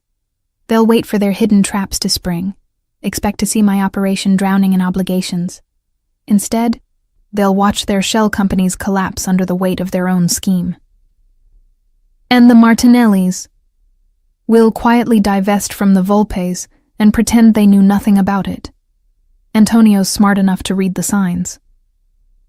Victor appeared in the doorway, his expression satisfied. All filings accepted and recorded. It's done. I felt a weight lift that I hadn't realized I'd been carrying. We'd done it. Dismantled a sophisticated fraud, protected Aurelio's operation, and set a trap for his enemies that they would never see coming. What about Ronaldo? I asked. Already gone, Victor reported. Dimitri saw him to the airport an hour ago. Flight to London, then Prague. We've provided new identification, enough money to start over somewhere quiet. He'll keep his agreement. And my evidence? My exoneration? Aurelio moved to his desk, withdrawing a thick legal document. Filed this morning with the Massachusetts Bar Association. Motion to vacate your disbarment, supported by all the evidence we gathered. Ronaldo's signed confession.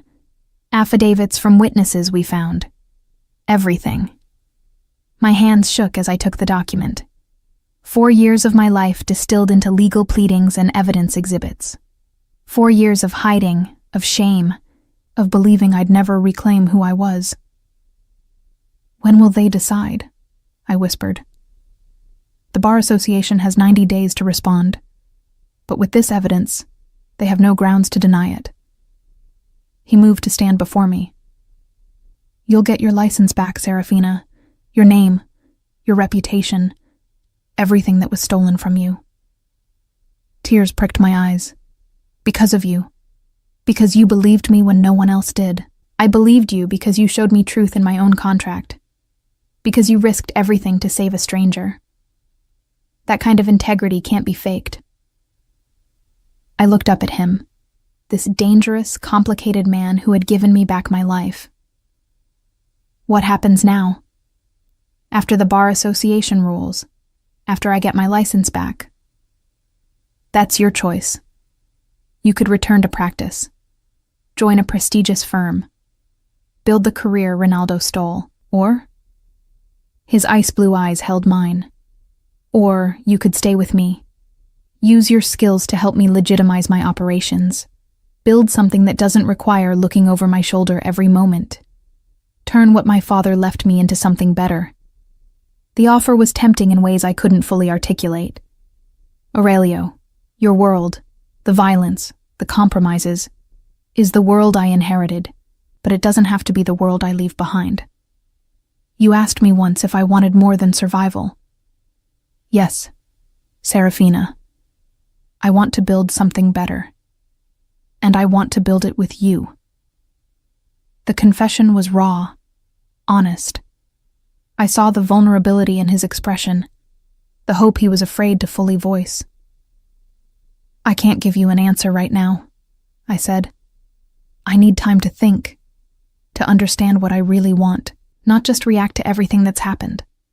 Take all the time you need, but know this. However long it takes, whatever you decide, I'll be here. Waiting. Hoping. He kissed me then, tender rather than demanding. A promise rather than a claim. When we parted, I rested my head against his chest, listening to the steady rhythm of his heart. For 4 years I'd been hiding, surviving, just barely holding on. Now, finally, I had the chance to truly live again. To reclaim not just my name, but my future. The question was what future I wanted to build, and with whom. The Massachusetts Bar Association's response came in 73 days, not the full 90. I was having coffee in Aurelio's office, a morning ritual we'd developed over the past 2 months, when Victor arrived with the official envelope. This is it, he said, setting it before me. My hands trembled as I opened it, Aurelio moving to stand behind my chair, his presence a steadying force. The letter was formal, dense with legal language, but the key phrase jumped out at me. Based on newly discovered evidence demonstrating actual innocence, the Board of Bar Overseers hereby grants the petition to vacate the 2022 disbarment order and reinstates Serafina Romano to full membership in good standing. I read it 3 times, unable to believe the words were real. 4 years of shame, of hiding, of believing I'd never reclaim this part of myself, ended with a single letter. "Congratulations, counselor," Aurelio said softly. The title broke me. I'd thought I was cried out, that I'd shed all the tears I had over those lost years. But hearing counselor in Aurelio's voice unleashed something I'd held locked away. I wept openly, messily, while he held me and Victor discreetly withdrew. When I finally composed myself, I found Aurelio had champagne waiting. I had Victor prepare this a week ago. I knew the answer would be yes. How could you be so sure? Because justice delayed isn't justice denied when someone is fighting for you. And I promised I would fight. We toasted quietly, the moment too profound for elaborate celebration. I was Serafina Romano, attorney at law again. The question was what that meant. "I've been offered 3 positions already," I admitted. The Bar Association publicized the reinstatement, and firms I used to compete with are calling. "Which ones?" "Holbrook and Crane, Silverman Associates, and surprisingly, Marcetti and Stone." Aurelio's eyebrow rose. "Chen's firm? The same firm that terminated you?" "Chen retired last month. New management wants to make a statement about second chances. Ironic, isn't it?" "Are you considering their offers?" I set down my champagne glass. "Honestly, no. Those firms represent the world I thought I wanted 4 years ago, before I learned what really matters." "And what does matter?" I turned to face him fully. Integrity. Justice. Using my skills to actually help people, not just maximize billable hours for wealthy clients who already have every advantage. "Sounds like you've made a decision." "I have. If the offer is still open, I'd like to work for you. Legitimately, helping transition your operations into something legal, sustainable, something you won't have to hide from." Aurelio's smile was slow, genuine. "The offer is always open. But I need you to understand what you're agreeing to. This won't be easy work. I have enemies who won't want to see me go legitimate. Associates who profit from the current structure. It will take years, maybe decades, to fully transform what my father built. I know, but that's the challenge I want. Not drafting contracts for mergers and acquisitions, but using law to actually build something better. Then welcome to Kozlov Enterprises, official legal counsel." He extended his hand formally, though his eyes held warmth that had nothing to do with business. I shook it, sealing the agreement that would define my future. "When do I start?" "Tomorrow. I have 30 contracts that need review, corporate structures that should be reorganized, and at least a dozen ventures that exist in legal gray areas requiring navigation." "Sounds perfect. But today, I want to do something else." "What?" "Visit my old firm, the one where Ronaldo framed me. I want them to see that I survived." Aurelio understood immediately. "I'll have Victor arrange a car." The offices of Brewer and Associates hadn't changed much in 4 years. Same polished marble lobby, same receptionist, though she didn't recognize me. I'd been nobody to her when I worked here, just another junior attorney in sensible suits. "I'm here to see Robert Brewer," I told her. "Tell him Serafina Romano would like a word."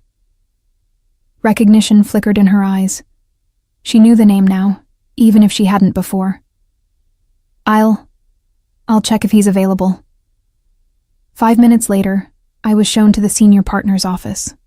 Robert Brewer was in his 60s, silver-haired and distinguished. He'd been the one to ask for my resignation 4 years ago, his expression sympathetic, but inflexible. "Ms. Romano," he said, rising from behind his desk. "I heard about your reinstatement. Congratulations." "Thank you. Though I notice you didn't fight for me when Ronaldo's fraud came to light." He had the grace to look ashamed. "I didn't know the full truth then. If I had, you would have done exactly what you did. Protected the firm's reputation, made the problem disappear as quickly as possible, and never looked back." I kept my voice even, factual. I'm not here for an apology, Mr. Brewer. I'm here to tell you that I'm returning to practice. And I'll be working to ensure that what happened to me never happens to another attorney in this city. A noble goal. A necessary one. The system that allowed Ronaldo to destroy me is still in place. Corrupt connections. Rushed proceedings. No real investigation of the evidence. I placed a business card on his desk. I'm now general counsel for Kozlov Enterprises. If you have associates who need a second chance, who've been wrongly accused, send them my way. I'll believe them when no one else does. Brewer studied the card, then looked at me with something like respect. You've changed. You're harder now. I survived being destroyed. That changes a person. For what it's worth, I am sorry. You were a brilliant attorney. You deserved better from us. Yes, I agreed. I did, but I've found better elsewhere. I left his office feeling lighter. That chapter was closed now, not with screaming or vengeance, but with quiet dignity. I'd faced the place that had cast me out and shown them I'd survived anyway. Aurelio was waiting in the car. How did it feel? Like closing a door I should have closed years ago. I spent so long focused on what they took from me that I never saw what I found instead. And what did you find? I looked at him. This complicated, dangerous man who'd given me back my life. Purpose. Real justice. And maybe, if I'm brave enough, something more. His hand found mine. You're the bravest person I know, Serafina. Over the next 3 months, I threw myself into legitimizing Kozlov Enterprises. It was intricate, challenging work, untangling decades of questionable dealings, restructuring operations to comply with regulations, negotiating with authorities willing to overlook past issues in exchange for future cooperation. Some of Aurelio's old associates resisted. Profits would decrease if everything was above board. Operations would be constrained by regulations and oversight. But Aurelio backed every change I proposed, even when it cost him personally.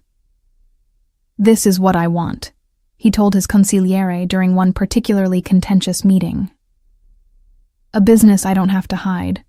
An empire built on legitimate success, not fear. It will take time, Victor warned. Years before we're fully clean. Then we take years. We're building something that will last, not something that will collapse the moment I'm gone. I watched him during these meetings, seeing the leader he was becoming. Still strong, still commanding, but wielding power differently. Through excellence instead of intimidation. Through strategy instead of violence. And late at night, after the business discussions ended, we talked about other things. His childhood, raised in luxury, but surrounded by danger. My early years, the daughter of a teacher who'd believed in justice and fairness. The paths that had led us both to this moment. Do you miss it? He asked one evening as we sat in his study, brandy glasses in hand. The courtroom drama? The prestige of working for a major firm? No, this is better, more real. I gestured at the contracts spread across his desk. When I draft these agreements, I know they're building something that matters, not just making rich people richer. You're transforming my entire operation. Within 5 years, Kozlov Enterprises will be completely legitimate. That's the goal, though there will always be people who remember what it was before. Let them remember. As long as my children inherit something better. He paused. If I have children. The conversation shifted into territory we'd been carefully avoiding for months. We'd grown close, emotionally, physically, but neither of us had defined what we were becoming. Aurelio. I'm in love with you, he said, the confession stark and honest. I think I have been since you pointed out that trap in my contract.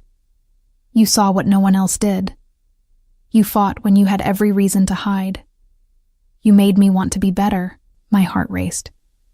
This is complicated. Everything about us is complicated, but that doesn't make it wrong. He set down his glass, moving to kneel beside my chair. I'm not asking you to marry me, Serafina. I'm just asking you to consider a future where we build this together. Not just the business, but something more. A partnership in every sense. I'm afraid, I admitted. I trusted Ronaldo, and he destroyed me. I know you're not him, but the fear is reasonable, expected. I would never ask you to ignore it. His hand covered mine. But I'm asking you to trust that I see you. Really see you. And what I see is someone I want beside me for the rest of my life. However long that takes for you to believe. I looked at this man who'd given me back my name, my career, my sense of purpose, who challenged me intellectually, protected me fiercely, and respected my independence even when it would be easier to control. I'm in love with you too, I whispered. I think I have been for longer than I wanted to admit. His kiss was tender, reverent. When we parted, he rested his forehead against mine. Then we'll take it slow. Build trust the way we're building the business, carefully, methodically, with nothing hidden. I'd like that. We sat together in comfortable silence, planning our future the way we planned corporate restructurings, with vision, patience, and absolute commitment to seeing it through. The call from Victor came at 2 a.m. 3 weeks later. I was in my own apartment. I'd maintained it as a symbol of independence, though I spent most nights at the mansion. Aurelio's name appeared on my phone screen. There's a problem, he said without preamble. The Volpe family, they've discovered who was really behind the Martinelli trap. My blood ran cold. How? Someone talked. We're still finding out who. But they know about you, about your role in dismantling their scheme. And Serafina, they know where you live. Where are you? 3 minutes away. Pack essentials only. You're coming to the mansion until we resolve this.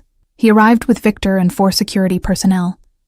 They swept my apartment efficiently, checking for devices or threats, while I threw clothes and documents into a suitcase with shaking hands. How bad is this? I asked Aurelio. Bad enough that I'm not taking chances with your safety. The Volpes don't forgive easily, and they see you as the reason their plan failed. I didn't do this alone. You're just as responsible. But I'm harder to reach. You're more vulnerable, and they know it. His jaw was tight with controlled anger. This is my fault. I should have anticipated retaliation. You protected me from Ronaldo, from the bar association, from everyone who tried to keep me down. You can't predict everything. I can protect you from this. Back at the mansion, Aurelio's security team implemented measures I'd only read about in legal thrillers. Armed guards at every entrance, surveillance monitoring every approach. Even the gardens were watched by discreet cameras hidden among the foliage. This is how you live? I asked, watching monitors in the security room display views of the property. This is how I survive, Aurelio corrected. The price of the life I inherited. For a week, nothing happened. The tension was exhausting, waiting for threats that never materialized, looking over my shoulder at every sound. I tried to work, to focus on contracts and corporate structures, but concentration came in fragments. You should have let me stay at my apartment, I told Aurelio one evening. This is no way to live. This is temporary, just until we neutralize the threat. And how do you neutralize an entire crime family's vendetta? His expression darkened. By making them understand that targeting you means war. By hitting them so hard they'll think twice about coming after anyone associated with me ever again. The violence implicit in his words should have frightened me. Instead, I felt a fierce satisfaction that someone was finally willing to fight for me. Not just in courtrooms, but in the dangerous shadows where real power operated. The attack came on the 8th night. I was working late in my office when alarms began shrieking through the mansion. Aurelio appeared seconds later, gun in hand, Victor and Dimitri flanking him. "Stay here," Aurelio commanded. "Lock the door. Don't open it for anyone but me." Before I could argue, they were gone. I heard shouts, crashes, then the sharp crack of gunfire. My legal training screamed that I should call the police. My survival instinct whispered that in Aurelio's world, police were not the solution. I locked the door and pressed myself against the wall, away from windows, waiting with my phone in hand and my heart hammering against my ribs. The silence after the chaos was somehow worse than the noise. I had no way to know what had happened, who'd won, whether Aurelio was hurt or worse. Finally, after what felt like hours but was probably 15 minutes, a knock at the door. "Serafina, it's me. Open up." I recognized Aurelio's voice, but caution made me hesitate. "Tell me something only you would know." A pause. "You have a scar on your left shoulder from when you tried to learn ice skating at 12. You told me about it the night we stayed up planning the Martinelli countertrap." I opened the door. Aurelio stood there, whole and unharmed, though his shirt was torn and there was blood on his hands. Not his, I realized with relief.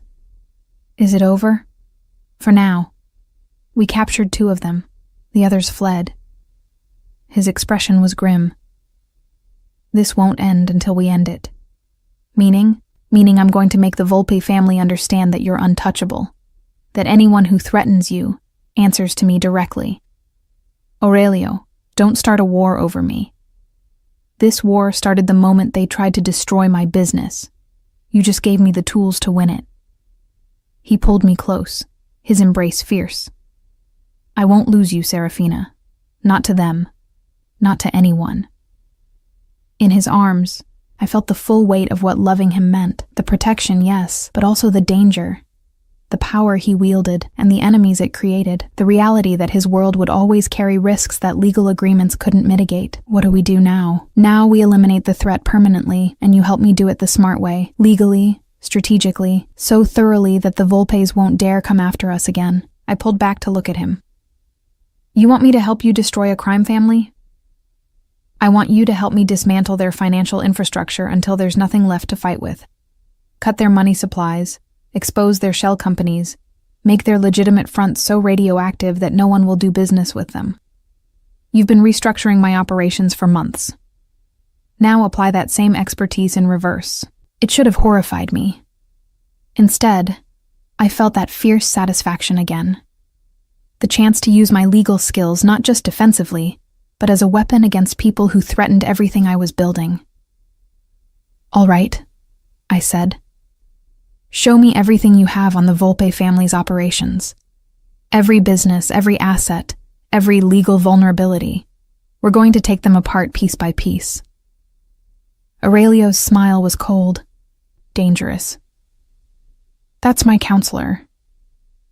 Over the next month, I worked harder than I'd ever worked in my life.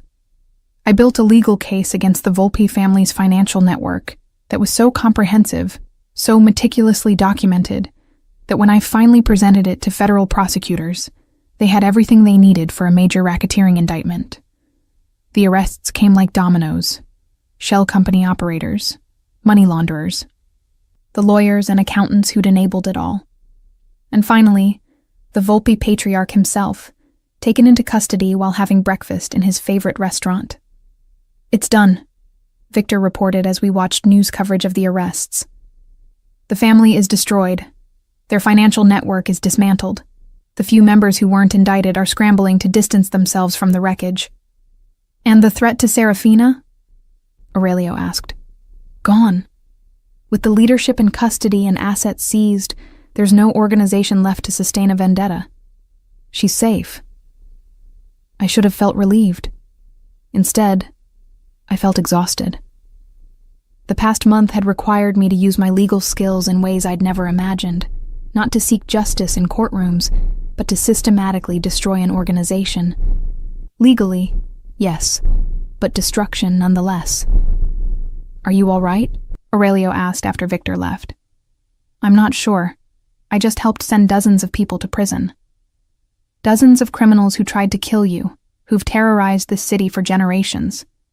I know, but it still feels wrong.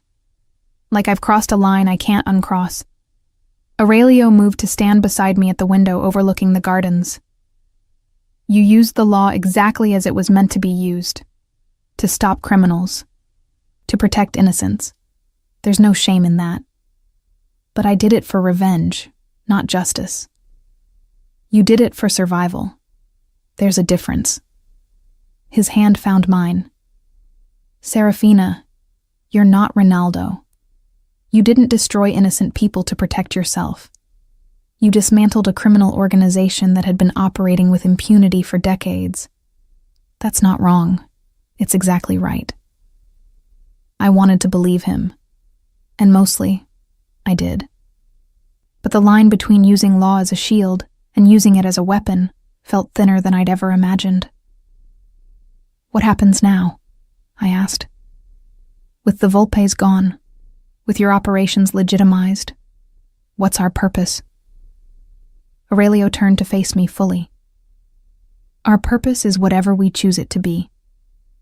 We build the business we want. We help people who need second chances. We make something better than what we inherited. And us? What are we? We're whatever you want us to be. Partners, lovers, friends, all of the above. His eyes held mine. I told you I'd wait for you to decide. That offer still stands. I thought about the past 8 months.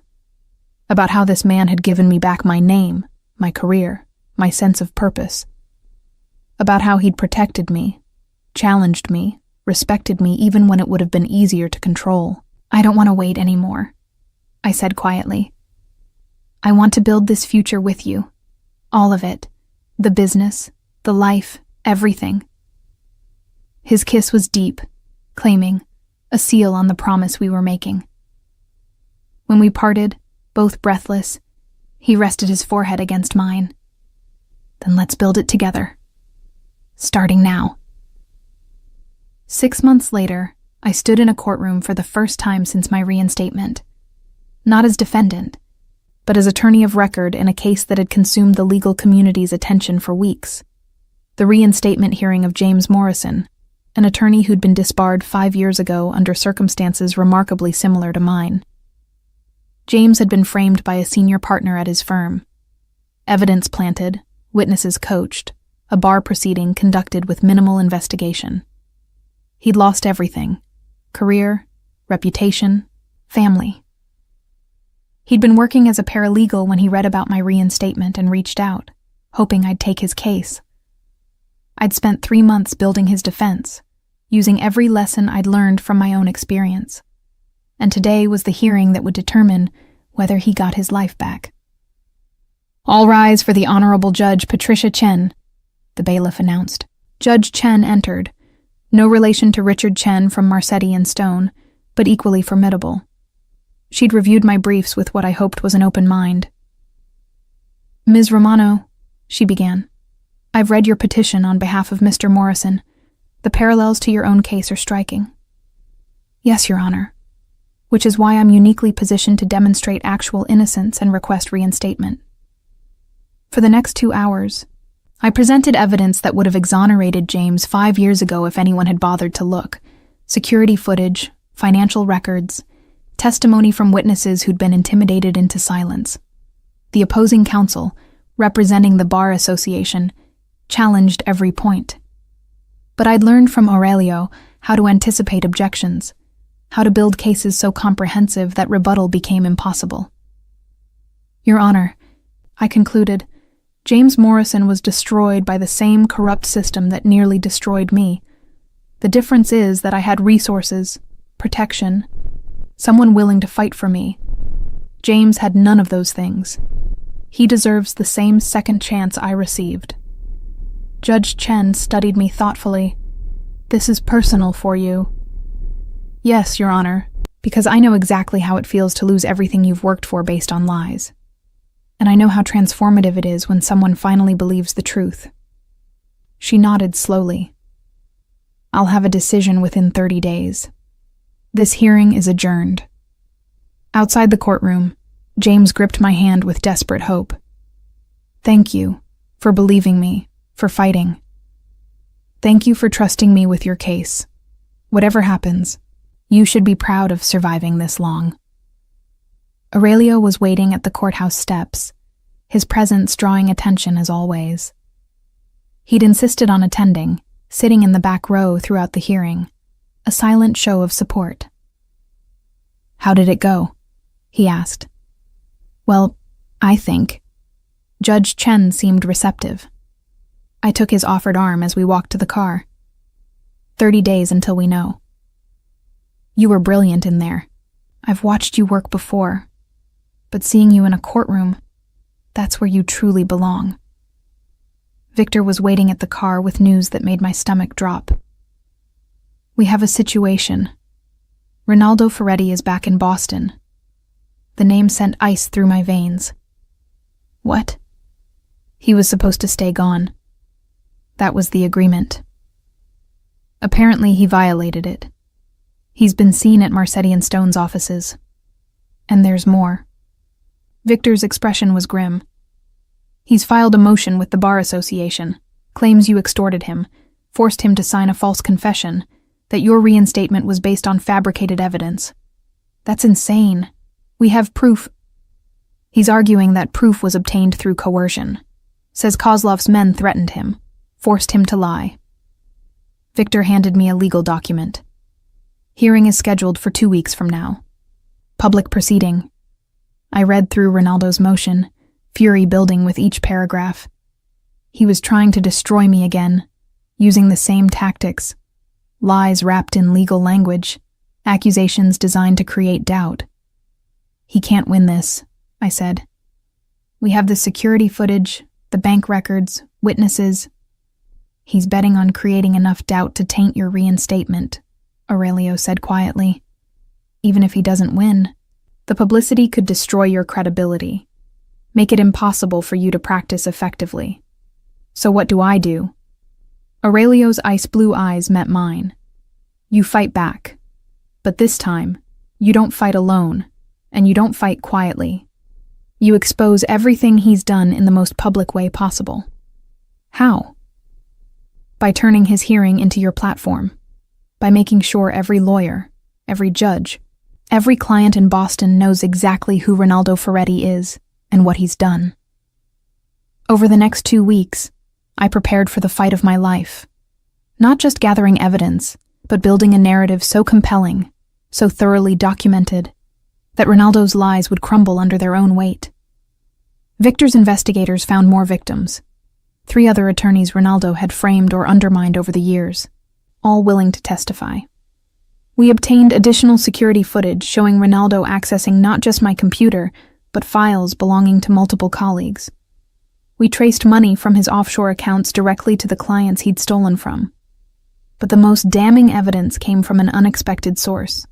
Margaret O'Brien, the senior partner from Marcetti and Stone who'd been at the Martinelli negotiations. I knew something was wrong 4 years ago, she told me in my office 3 days before the hearing. The evidence against you was too perfect, too conveniently timed. But I was a junior partner then, afraid to speak up against Ronaldo's family connections. What changed? He tried the same thing with a young associate last month. I watched him plant documents in her files, saw the same pattern repeating. I couldn't stay silent again. Her eyes were earnest. I'll testify to everything I witnessed, both 4 years ago and recently. The hearing was held in the largest courtroom in the Suffolk County Courthouse, and it was packed. Word had spread through Boston's legal community that this would be a spectacle, a public battle between a reinstated attorney and the man who'd destroyed her career. I sat at the respondents' table with Aurelio beside me. He'd insisted on attending, wanted everyone to see his support. Victor and Dimitri sat in the front row, along with Maria from the mansion and James Morrison, whose own reinstatement had been granted 3 days earlier. Ronaldo entered with his attorney, a sharp-faced man from one of Boston's most aggressive firms.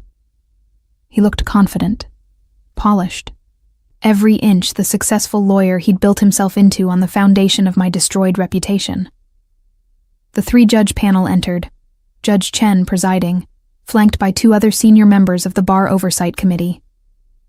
This hearing, Judge Chen began, concerns allegations by attorney Ronaldo Ferretti that his previous confession regarding the 2022 disbarment of attorney Serafina Romano was obtained through coercion and threats.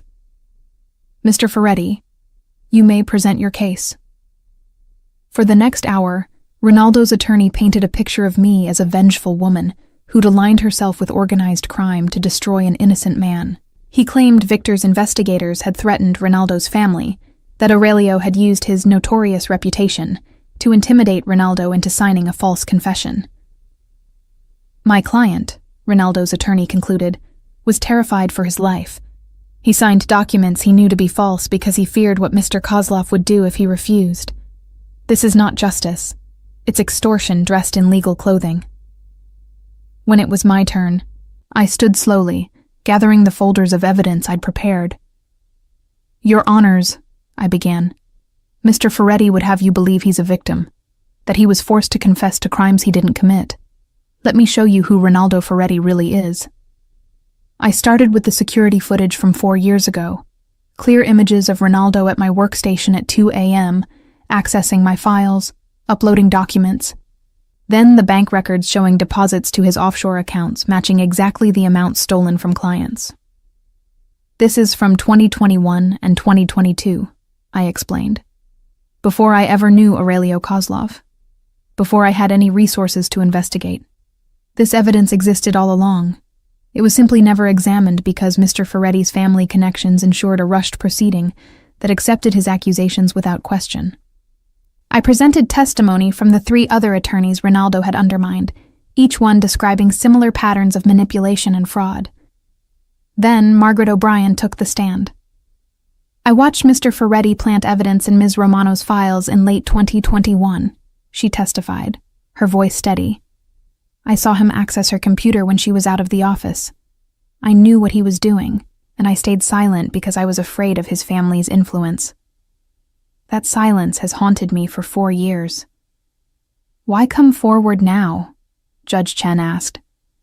Because I watched him do it again last month to a young associate. The same pattern, the same techniques. I couldn't let another career be destroyed by my cowardice. Ronaldo's attorney tried to discredit her, but Margaret had brought her own evidence. Emails she'd saved, documenting her suspicions, dated from 2021. Finally, I called my last witness. I'd like to call Ronaldo Ferretti to the stand. His attorney objected, but Judge Chen overruled. Mr. Ferretti has made serious allegations. He should be willing to testify under oath. Ronaldo took the stand, his confidence visibly shaken. Mr. Ferretti, I began, you claim my associates threatened you to obtain your confession. Can you describe these threats? Mr. Kozlov's men said they would hurt my family if I didn't cooperate. Did they touch you? No, but did they show you weapons? The threat was implied. So no actual threats were made. You simply assumed Mr. Kozlov would be violent because of his reputation. I pulled out a document. This is the confession you signed. It's notarized, witnessed by an independent attorney who confirmed you were signing voluntarily. Were you coerced during that signing? I was afraid. Were you physically prevented from leaving? Were you injured? Were explicit threats made in the presence of witnesses? No, but everyone knows what Kozlov is. What Mr. Kozlov is a businessman who spent the last year legitimizing his operations with my legal guidance. But let's talk about what you are. I placed a new document before him. This is a bank statement from last month, your offshore account, the same account you claimed was closed in your confession. Can you explain why there was a deposit of $50,000 2 weeks ago? Ronaldo's face went white. That's not. It's from a client trust account at Marcetti and Stone, the same young associate Ms. O'Brien mentioned. You're still stealing, Mr. Ferretti. You never stopped. The courtroom erupted in whispers. Judge Chen gavelled for order. Your Honors, I said, Mr. Ferretti isn't here because he was coerced. He's here because he got caught. Again. His confession was true 4 years ago, and it's true now. The only thing that's changed is that he can no longer operate with impunity. I returned to my seat, leaving Ronaldo stammering explanations that convinced no one. After closing arguments, Judge Chen called a brief recess. When the panel returned, her expression was stern. This panel has reviewed the evidence presented today, she began. We find that Mr. Ferretti's allegations of coercion are without merit. His confession appears to have been voluntary and is supported by substantial independent evidence. Furthermore, the evidence of recent misconduct raises serious questions about Mr. Ferretti's fitness to practice law. She turned to Ronaldo. Mr. Ferretti, this panel is referring your conduct to the District Attorney's Office for Criminal Investigation. Additionally, we are initiating disbarment proceedings based on the evidence presented today. You are hereby suspended from practice pending the outcome of those proceedings. Ronaldo stood abruptly. You can't, she's working with criminals. Kozlov is a... Mr. Ferretti, Judge Chen's voice cut through his protests like ice. You've accused Ms. Romano of impropriety while engaging in the very conduct you claim to condemn. This hearing is concluded. As the judges filed out, Ronaldo turned to me, his face contorted with rage and desperation. You think you've won? You've destroyed yourself by associating with him. Everyone will know you're Kozlov's. Careful. Aurelio's voice was soft but deadly as he stood. Finish that sentence, and you'll discover exactly how much influence I actually have. For a moment, they faced each other. Ronaldo with his accusations and empty threats. Aurelio with the quiet certainty of someone who had nothing left to prove. Ronaldo broke first, gathering his papers and fleeing the courtroom with his attorney scrambling behind him. The crowd that had gathered began to disperse, but several attorneys approached me, some offering congratulations, others asking quietly if I was taking new clients, if I might review cases where they suspected their colleagues of similar fraud. You've started something, Aurelio murmured as we finally made our way out of the courthouse. Every corrupt attorney in Boston is going to be looking over their shoulder now. Good. Maybe next time someone sees evidence being planted, they'll speak up instead of staying silent like Margaret did. We emerged into bright October sunshine. A crowd of reporters had gathered on the courthouse steps. Word of the hearing's outcome had already spread. Ms. Romano, is it true you're working for Aurelio Kozlov? Ms. Romano, will you be pressing charges against Mr. Ferretti?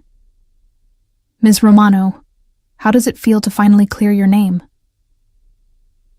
I paused at the top of the steps, Aurelio beside me, and faced the cameras. 4 years ago, I was destroyed by a corrupt system that accepted lies without investigation, that valued connections over truth, that failed to protect an innocent attorney because it was easier than challenging someone with power. I let my voice carry across the gathered crowd. Today, that same system finally delivered justice. Not because I stayed quiet and accepted my fate, but because I fought back. Because I found people willing to stand with me. Because I refused to let lies define who I am. What about your association with Mr. Kozlov? A reporter called out. I felt Aurelio tense beside me, but I continued steadily. Aurelio Kozlov gave me an opportunity when no one else would. He believed me when everyone else called me a liar. He protected me when I was vulnerable. Yes, I work for Kozlov Enterprises as general counsel. And I'm proud of that work because we're building something legitimate, something that gives second chances to people who deserve them. Are the rumors true that you're engaged?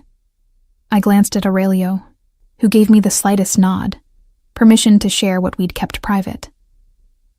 We're married, I said simply. As of 3 months ago. The crowd erupted with questions, but I raised my hand. One more thing. To every attorney who's been falsely accused, every person who's been destroyed by someone else's corruption, don't give up. Don't accept that your story is over. Fight back. Find your allies. Reclaim your truth, because justice delayed isn't justice denied if you refuse to stop fighting. As we descended the steps to the waiting car, I heard scattered applause from the crowd. Not everyone approved. I could see the judgment in some faces, the skepticism about my association with Aurelio. But I'd stopped caring what strangers thought about my choices. "That was quite a speech," Victor said as we settled into the car. "Very inspiring." "It was the truth," I replied. "The only thing I have left to give people who are where I was 4 years ago." "Where to?" Dimitri asked from the driver's seat. Aurelio looked at me. "Home?" I thought about the penthouse overlooking Boston Harbor, the space we'd made ours. But that's not where I needed to go right now. Actually, there's somewhere else I need to be first. 20 minutes later, we pulled up outside Brewer and Associates, my old firm, where Ronaldo had planted the evidence that destroyed my career. "Are you sure about this?" Aurelio asked. "I need to do this, to close this door properly." I looked at him. "Will you come with me?" "Always." Robert Brewer's assistant looked shocked when we entered. "Ms. Romano, Mr. Kozlov, I'll see if Mr. Brewer is available." "He'll make himself available," Aurelio said quietly. It wasn't a threat, just a statement of fact. 5 minutes later, we were shown to the senior partner's office. Robert Brewer rose from behind his desk, his expression wary. "Ms. Romano, I heard about the hearing. Congratulations on your vindication." "Thank you. Though I notice you didn't fight for me when Ronaldo's fraud first came to light." He had the grace to look ashamed. "I didn't know the full truth then. If I had, you would have done exactly what you did. Protected the firm's reputation, made the problem disappear as quickly as possible, and never looked back. I kept my voice even, factual. I'm not here for an apology, Mr. Brewer. I'm here to tell you that I'm taking 3 of your associates with me." His eyes widened. "Excuse me?" Margaret O'Brien, Daniel Chen, and Sarah Blackwell have all submitted their resignations effective immediately. They're joining Kozlov Enterprises' new legal division, one dedicated to representing wrongly accused attorneys and building airtight corporate structures that can withstand scrutiny. I smiled. "I believe Margaret left her resignation letter on your desk this morning." Brewer's face had gone red. "You're poaching my senior partners? I'm hiring brilliant attorneys who are tired of working for a firm that values connections over ethics.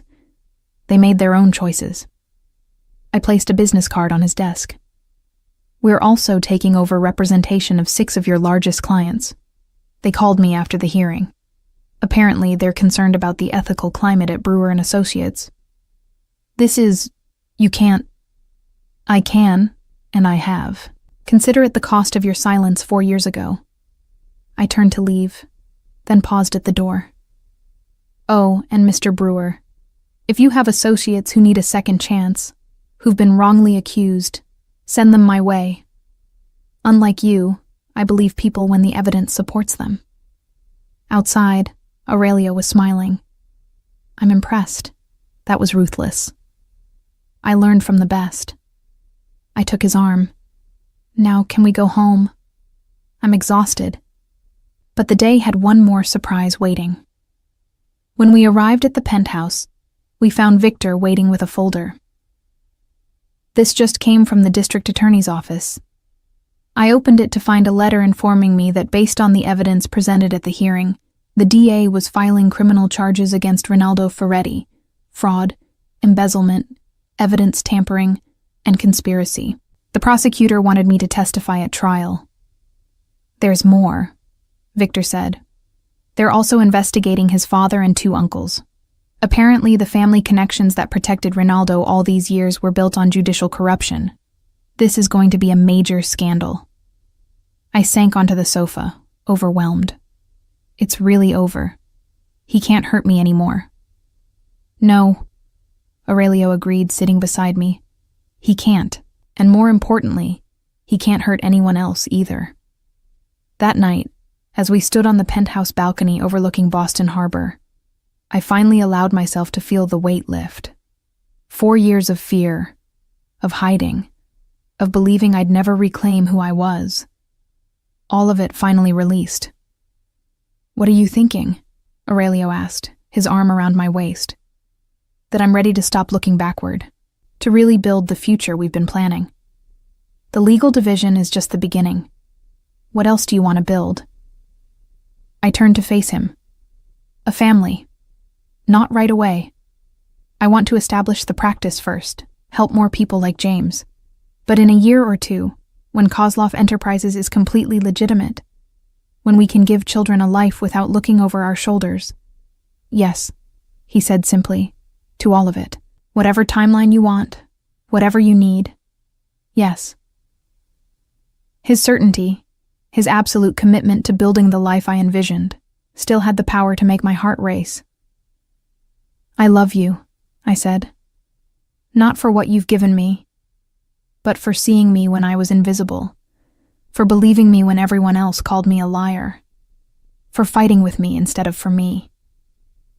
I love you because you pointed at a contract and saved my empire, because you faced down your nightmare with courage I've rarely seen, because you turned destruction into purpose and made me want to be better than what I inherited." We kissed as the sun set over Boston Harbor, the city lights beginning to twinkle like promises of the future we'd build together. 18 months later, the new offices of Romano Legal Services occupied the entire 15th floor of a building in Boston's financial district. Floor-to-ceiling windows offered views of the city I'd once fled, the city I'd reclaimed. "Ms. Romano?" My assistant, a young woman who'd been wrongly accused of plagiarism in law school and whom I'd helped exonerate, poked her head into my office. "Your 3 o'clock is here, and Mr. Kozlov called to confirm dinner at 7. "Thank you, Rachel." I glanced at my calendar. My 3 o'clock was the attorney from New York, disbarred 2 years ago under suspicious circumstances. Our firm had taken 43 cases in the past 18 months. We'd won reinstatement for 31 so far. But before I could call Rachel back to show the client in, Aurelio appeared in my doorway. "You're early," I said, smiling. "I wanted to see you before you got caught up in the afternoon." He crossed to my desk, and I noticed he was carrying a small box. "I have something for you." "Aurelio, I told you I don't need gifts." "This isn't a gift. It's a completion." He opened the box to reveal a simple gold plaque, engraved with words that made my throat tight. "Serafina Romano, Attorney at Law Reinstated 2025. Justice delayed is not justice denied. For your office," he explained. "So every client who walks through that door knows they're working with someone who understands their fight." I stood, moving around the desk to wrap my arms around him. "It's perfect. You're perfect. I'm many things, but perfect isn't one of them." His hands settled on my waist, and I felt him tense slightly. "Serafina, there's something else. Something I need to tell you." The seriousness in his tone made me pull back to look at him. "What's wrong?" "Nothing's wrong. Everything is. Complete." He took a breath. "As of this morning, the final restructuring is done. Every business, every operation, every contract, all of it legitimate, all of it clean. Kozlov Enterprises is 100% legal." I stared at him, not quite believing. "You're sure? Everything?" "Victor confirmed it an hour ago. We're done. The transformation is complete." Joy and relief flooded through me. This was what we'd been working toward for 2 years. What had seemed impossible when I'd first pointed at that contract in his dining room. This means our children will inherit something we can be proud of, something built on excellence instead of fear. His hands moved to cradle my face. "This means I kept my promise to you, to become someone better than what my father left me. You've always been better than that. You just needed the chance to prove it." I kissed him softly. "And now you have." Now we both have. His hand moved from my face to rest gently on my stomach, where the smallest curve had just begun to show. All three of us. I'd discovered the pregnancy 2 weeks ago. We'd been planning to wait, but sometimes life had its own timeline. And looking at Aurelio's face, the joy, the wonder, the absolute certainty, I knew this was exactly right. "What do you think?" I asked. "Ready to be a father in a completely legitimate empire?" "Ready to be a father to your child? Always. Everything else is just details." He pulled me close, his arms protective around me. "Thank you." For what? For seeing the trap, for saving me, for believing I could be better and helping me become it. His voice was rough with emotion. For giving me everything I never knew I needed. "You gave me my life back first. I'd say we're even." We stood there in my office, two people who'd been broken by different circumstances, who'd found each other in the wreckage and built something beautiful from the pieces. 3 years later. The courtroom was packed again, but this time I wasn't the one on trial or defending a client. I was simply an observer, watching as Ronaldo Ferretti stood before a judge to receive his sentence. The trial had lasted 6 weeks.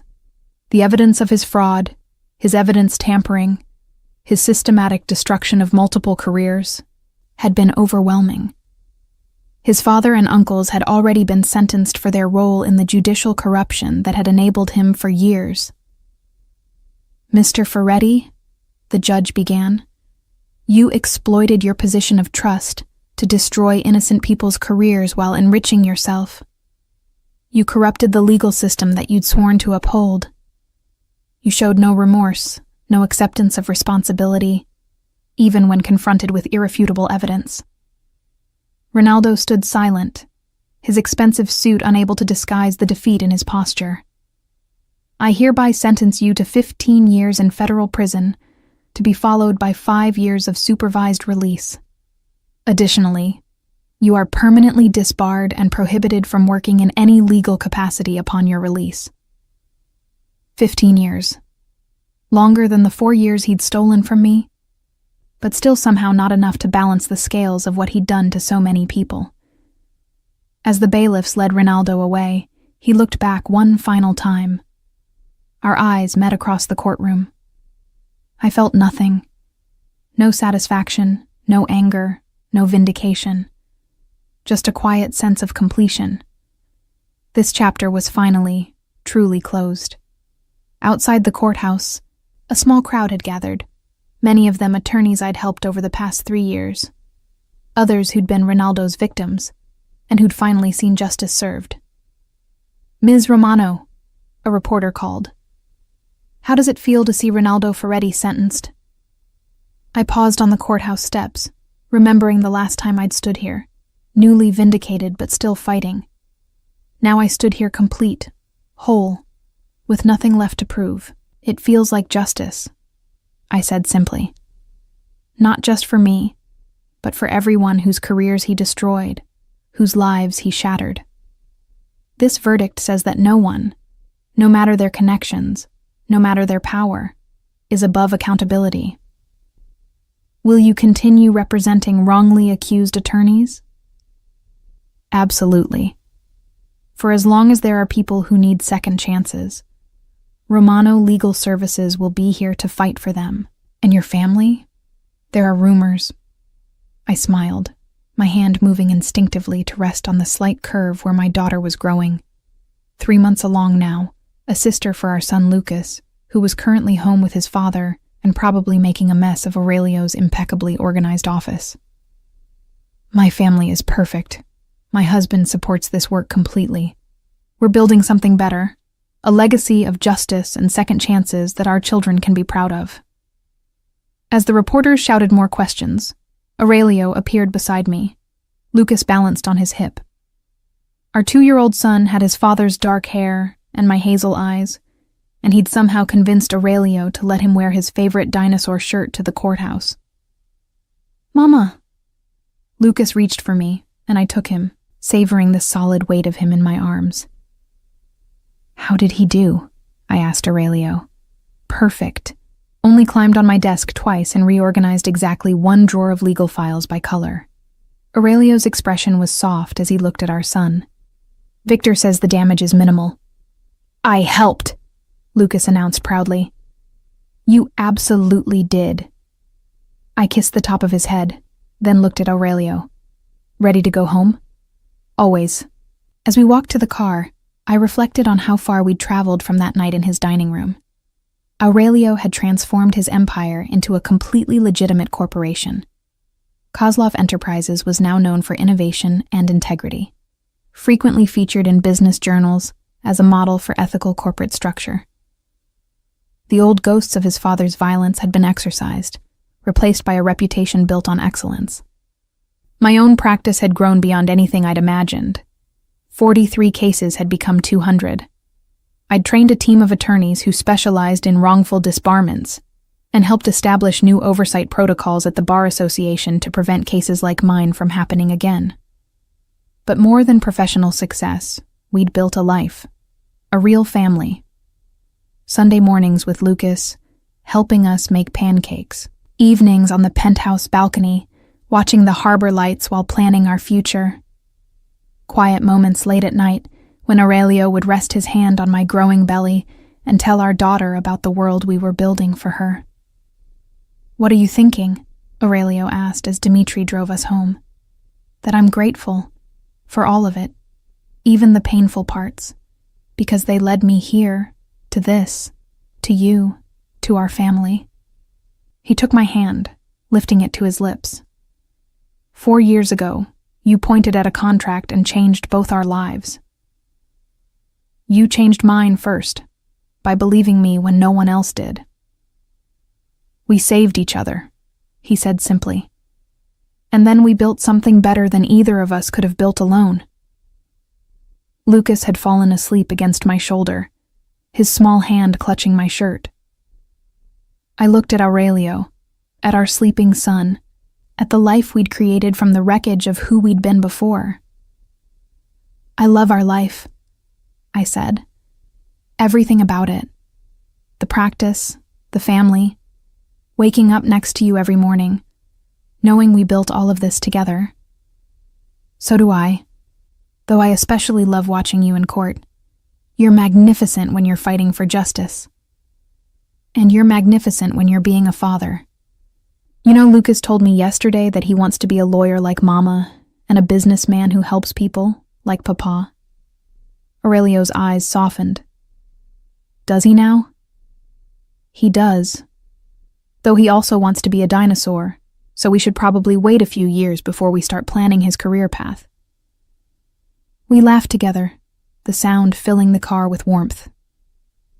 5 years later, the ribbon-cutting ceremony for the new Romano Legal Services office in New York was attended by over 300 people, clients past and present, attorneys we'd trained, judges who'd presided over our reinstatement cases, and representatives from bar associations across the country who were implementing the oversight reforms we'd championed.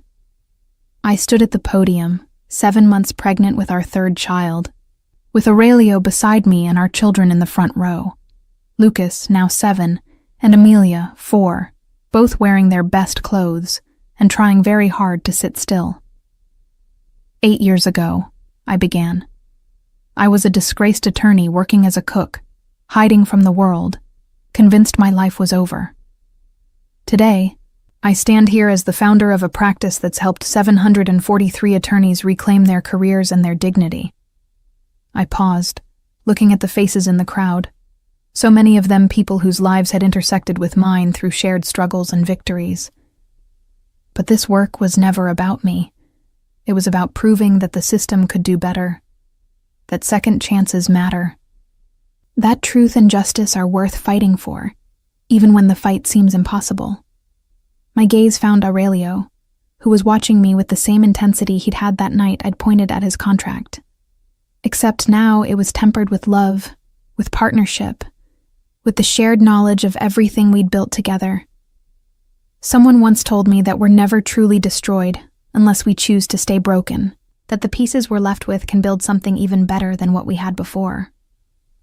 I've spent 8 years proving that truth, not just for myself, but for every person who walks through our doors believing their story is over.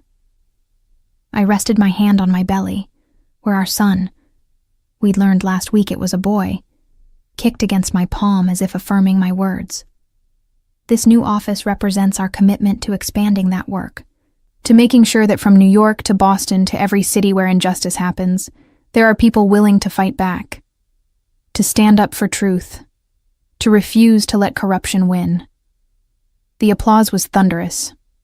As I cut the ribbon officially opening the new office, I felt Aurelio's hand at the small of my back, his constant support, his steady presence. Later, after the ceremony, after the reception, after we'd tucked Lucas and Amelia into bed in our hotel suite, Aurelio and I stood at the window overlooking Central Park. "You were amazing today," he said, his arms around me from behind, his hands resting on my swollen belly. "Though you really should be resting more. You're 7 months pregnant and expanding a multi-state legal practice." "I'm fine, strong as ever. Besides, someone once told me that courage means being afraid and doing it anyway." That someone was wise. I turned in his arms to face him. That someone gave me back my life and then helped me build something better than I'd ever imagined possible. We built it together. Your vision, my resources, our combined determination to create something that matters. "Do you ever miss it?" I asked.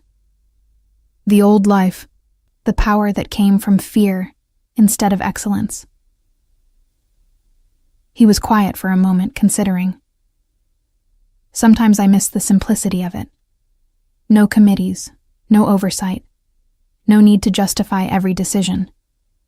But then I come home to you and our children, to a life built on something sustainable and true, and I know I'd never go back. What we have now is better in every way that matters. Even though it's harder, even though you had to completely transform everything your father left you. Especially because of that. My father's empire was built on violence and fear. It would have destroyed my children the way it nearly destroyed me. What we've built, legitimate businesses, ethical practices, a reputation for integrity, that's something they can inherit without shame."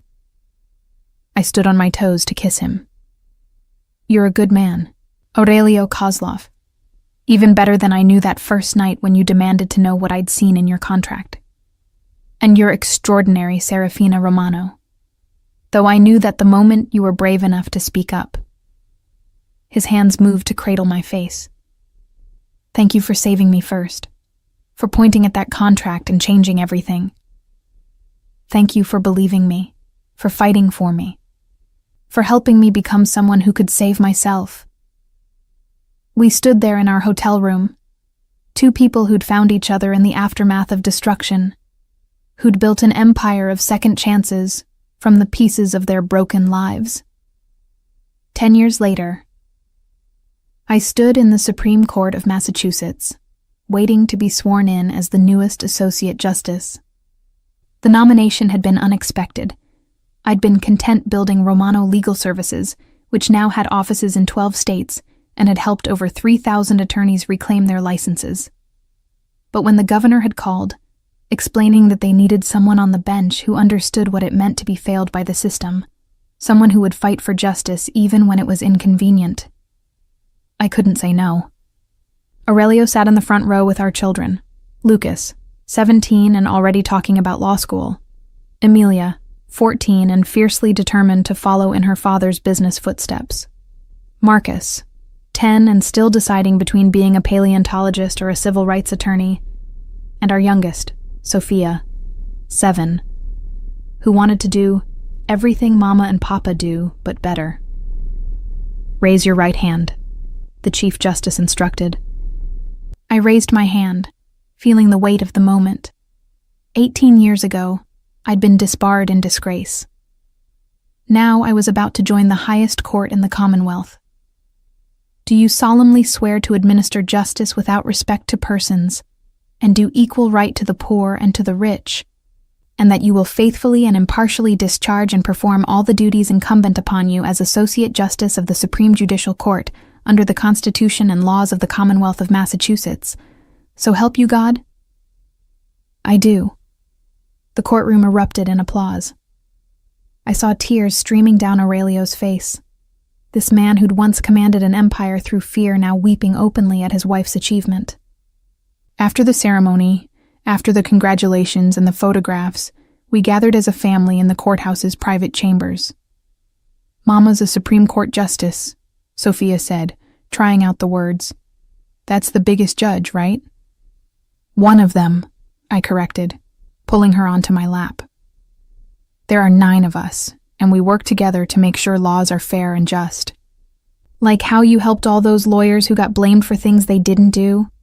Exactly like that. Except now I can help make sure those things don't happen in the first place." Lucas, who'd been studying constitutional law in his advanced classes, had questions about judicial philosophy and precedent. Emilia wanted to know how this would affect the family businesses. She'd been working part-time at Kozloff Enterprises and had a strategic mind that rivaled her father's. Marcus asked if I'd ever rule on cases involving dinosaurs, and we all laughed. Later, when the children were distracted by their cousins, Victor's daughter had brought her new baby, and they were all cooing over her. Aurelio pulled me aside. "Justice Romano," he said, testing out my new title. "It suits you. I prefer it when you call me Serafina." "Serafina," he repeated, his voice soft. "My brilliant wife, mother of my children, savior of my soul, and now Supreme Court Justice. Have I told you lately that you're remarkable?" "You tell me every day, but I never get tired of hearing it." He took my hands in his. 18 years ago, you walked into my dining room to serve me dinner, and you saw a trap that would have destroyed everything I'd built. You spoke up when you had every reason to stay silent. You trusted me when you had every reason to be afraid. And you changed both our lives completely. You changed mine first, by giving me the chance to be who I really was, instead of who circumstances had forced me to become. "We saved each other," he said, repeating words that had become our truth. "And then we built something extraordinary." I looked around the room, at our children, healthy and happy and free from the shadows that had haunted both Aurelio's childhood and my young adulthood. At Victor, who'd become family, whose loyalty had never wavered. At the attorneys I'd mentored who'd come to celebrate this moment. At the judges and politicians and community leaders who'd learned to respect the name Romano not for scandal, but for justice. "Do you ever think about that night?" I asked Aurelio. "About what would have happened if I'd stayed silent, if I'd just served your dinner and walked away?" "Every day. I think about how close I came to signing that contract, to losing everything. How close I came to never really knowing you." His arms wrapped around me. "I think about all the moments that had to align perfectly. You needing a job, my house needing a cook, that specific contract arriving on that specific night when you happened to see it." "Fate," I said. "Justice," he corrected. "The universe's way of balancing scales. You deserved better than what Ronaldo did to you. I deserved better than what my father left me. And somehow, we found each other and made those better futures real." As the reception continued around us, I let myself feel the full measure of what we'd accomplished. Not just professionally, the successful practice, the reformed Bar Association procedures, the judicial appointment that would let me protect others the way I'd been protected. But personally, a family built on love and truth, children who would inherit a legacy of integrity, a marriage between 2 people who'd learned that strength isn't about controlling others, but about building with them. "Do you know what I'm most proud of?" I asked Aurelio. "Tell me." "That our children will never know what it feels like to be powerless. That they're growing up believing justice is possible, that second chances exist, that people can transform themselves completely if they're willing to do the work." Because they watched us do exactly that. Because we did it together. You transformed your empire. I reclaimed my career. And together we built a family and a legacy that proves broken things can become beautiful. Aurelio kissed me softly. Justice Romano, you are my greatest achievement and my deepest joy. Everything else we've built, the businesses, the practice, the reputation, all of it pales beside what we created together. We created second chances, I said, for ourselves and for thousands of others. We created hope, he added, the belief that being destroyed isn't the end of the story. As the sun set over Boston, painting the sky in shades of gold and amber, I stood in my husband's arms, surrounded by the family we'd built and the legacy we'd created. And I knew with absolute certainty, this was what victory looked like. Not a moment, but a lifetime. Not perfection, but transformation. Not the absence of struggle, but the triumph that comes from refusing to let struggle define you. 18 years ago, I'd pointed at a line in a contract and saved a stranger's empire. He'd believed me and given me back my life. Together, we'd built something better than either of us could have imagined alone. And that was justice. True, complete, and absolutely worth fighting for. Hello, dear. If this story touched your heart in any way, please leave a like. It helps me keep bringing more stories to you. And if you know someone who would love this tale, share it. Every story here at Emma Romance Library is crafted with love, thinking of you. See you in the next story. Sending love.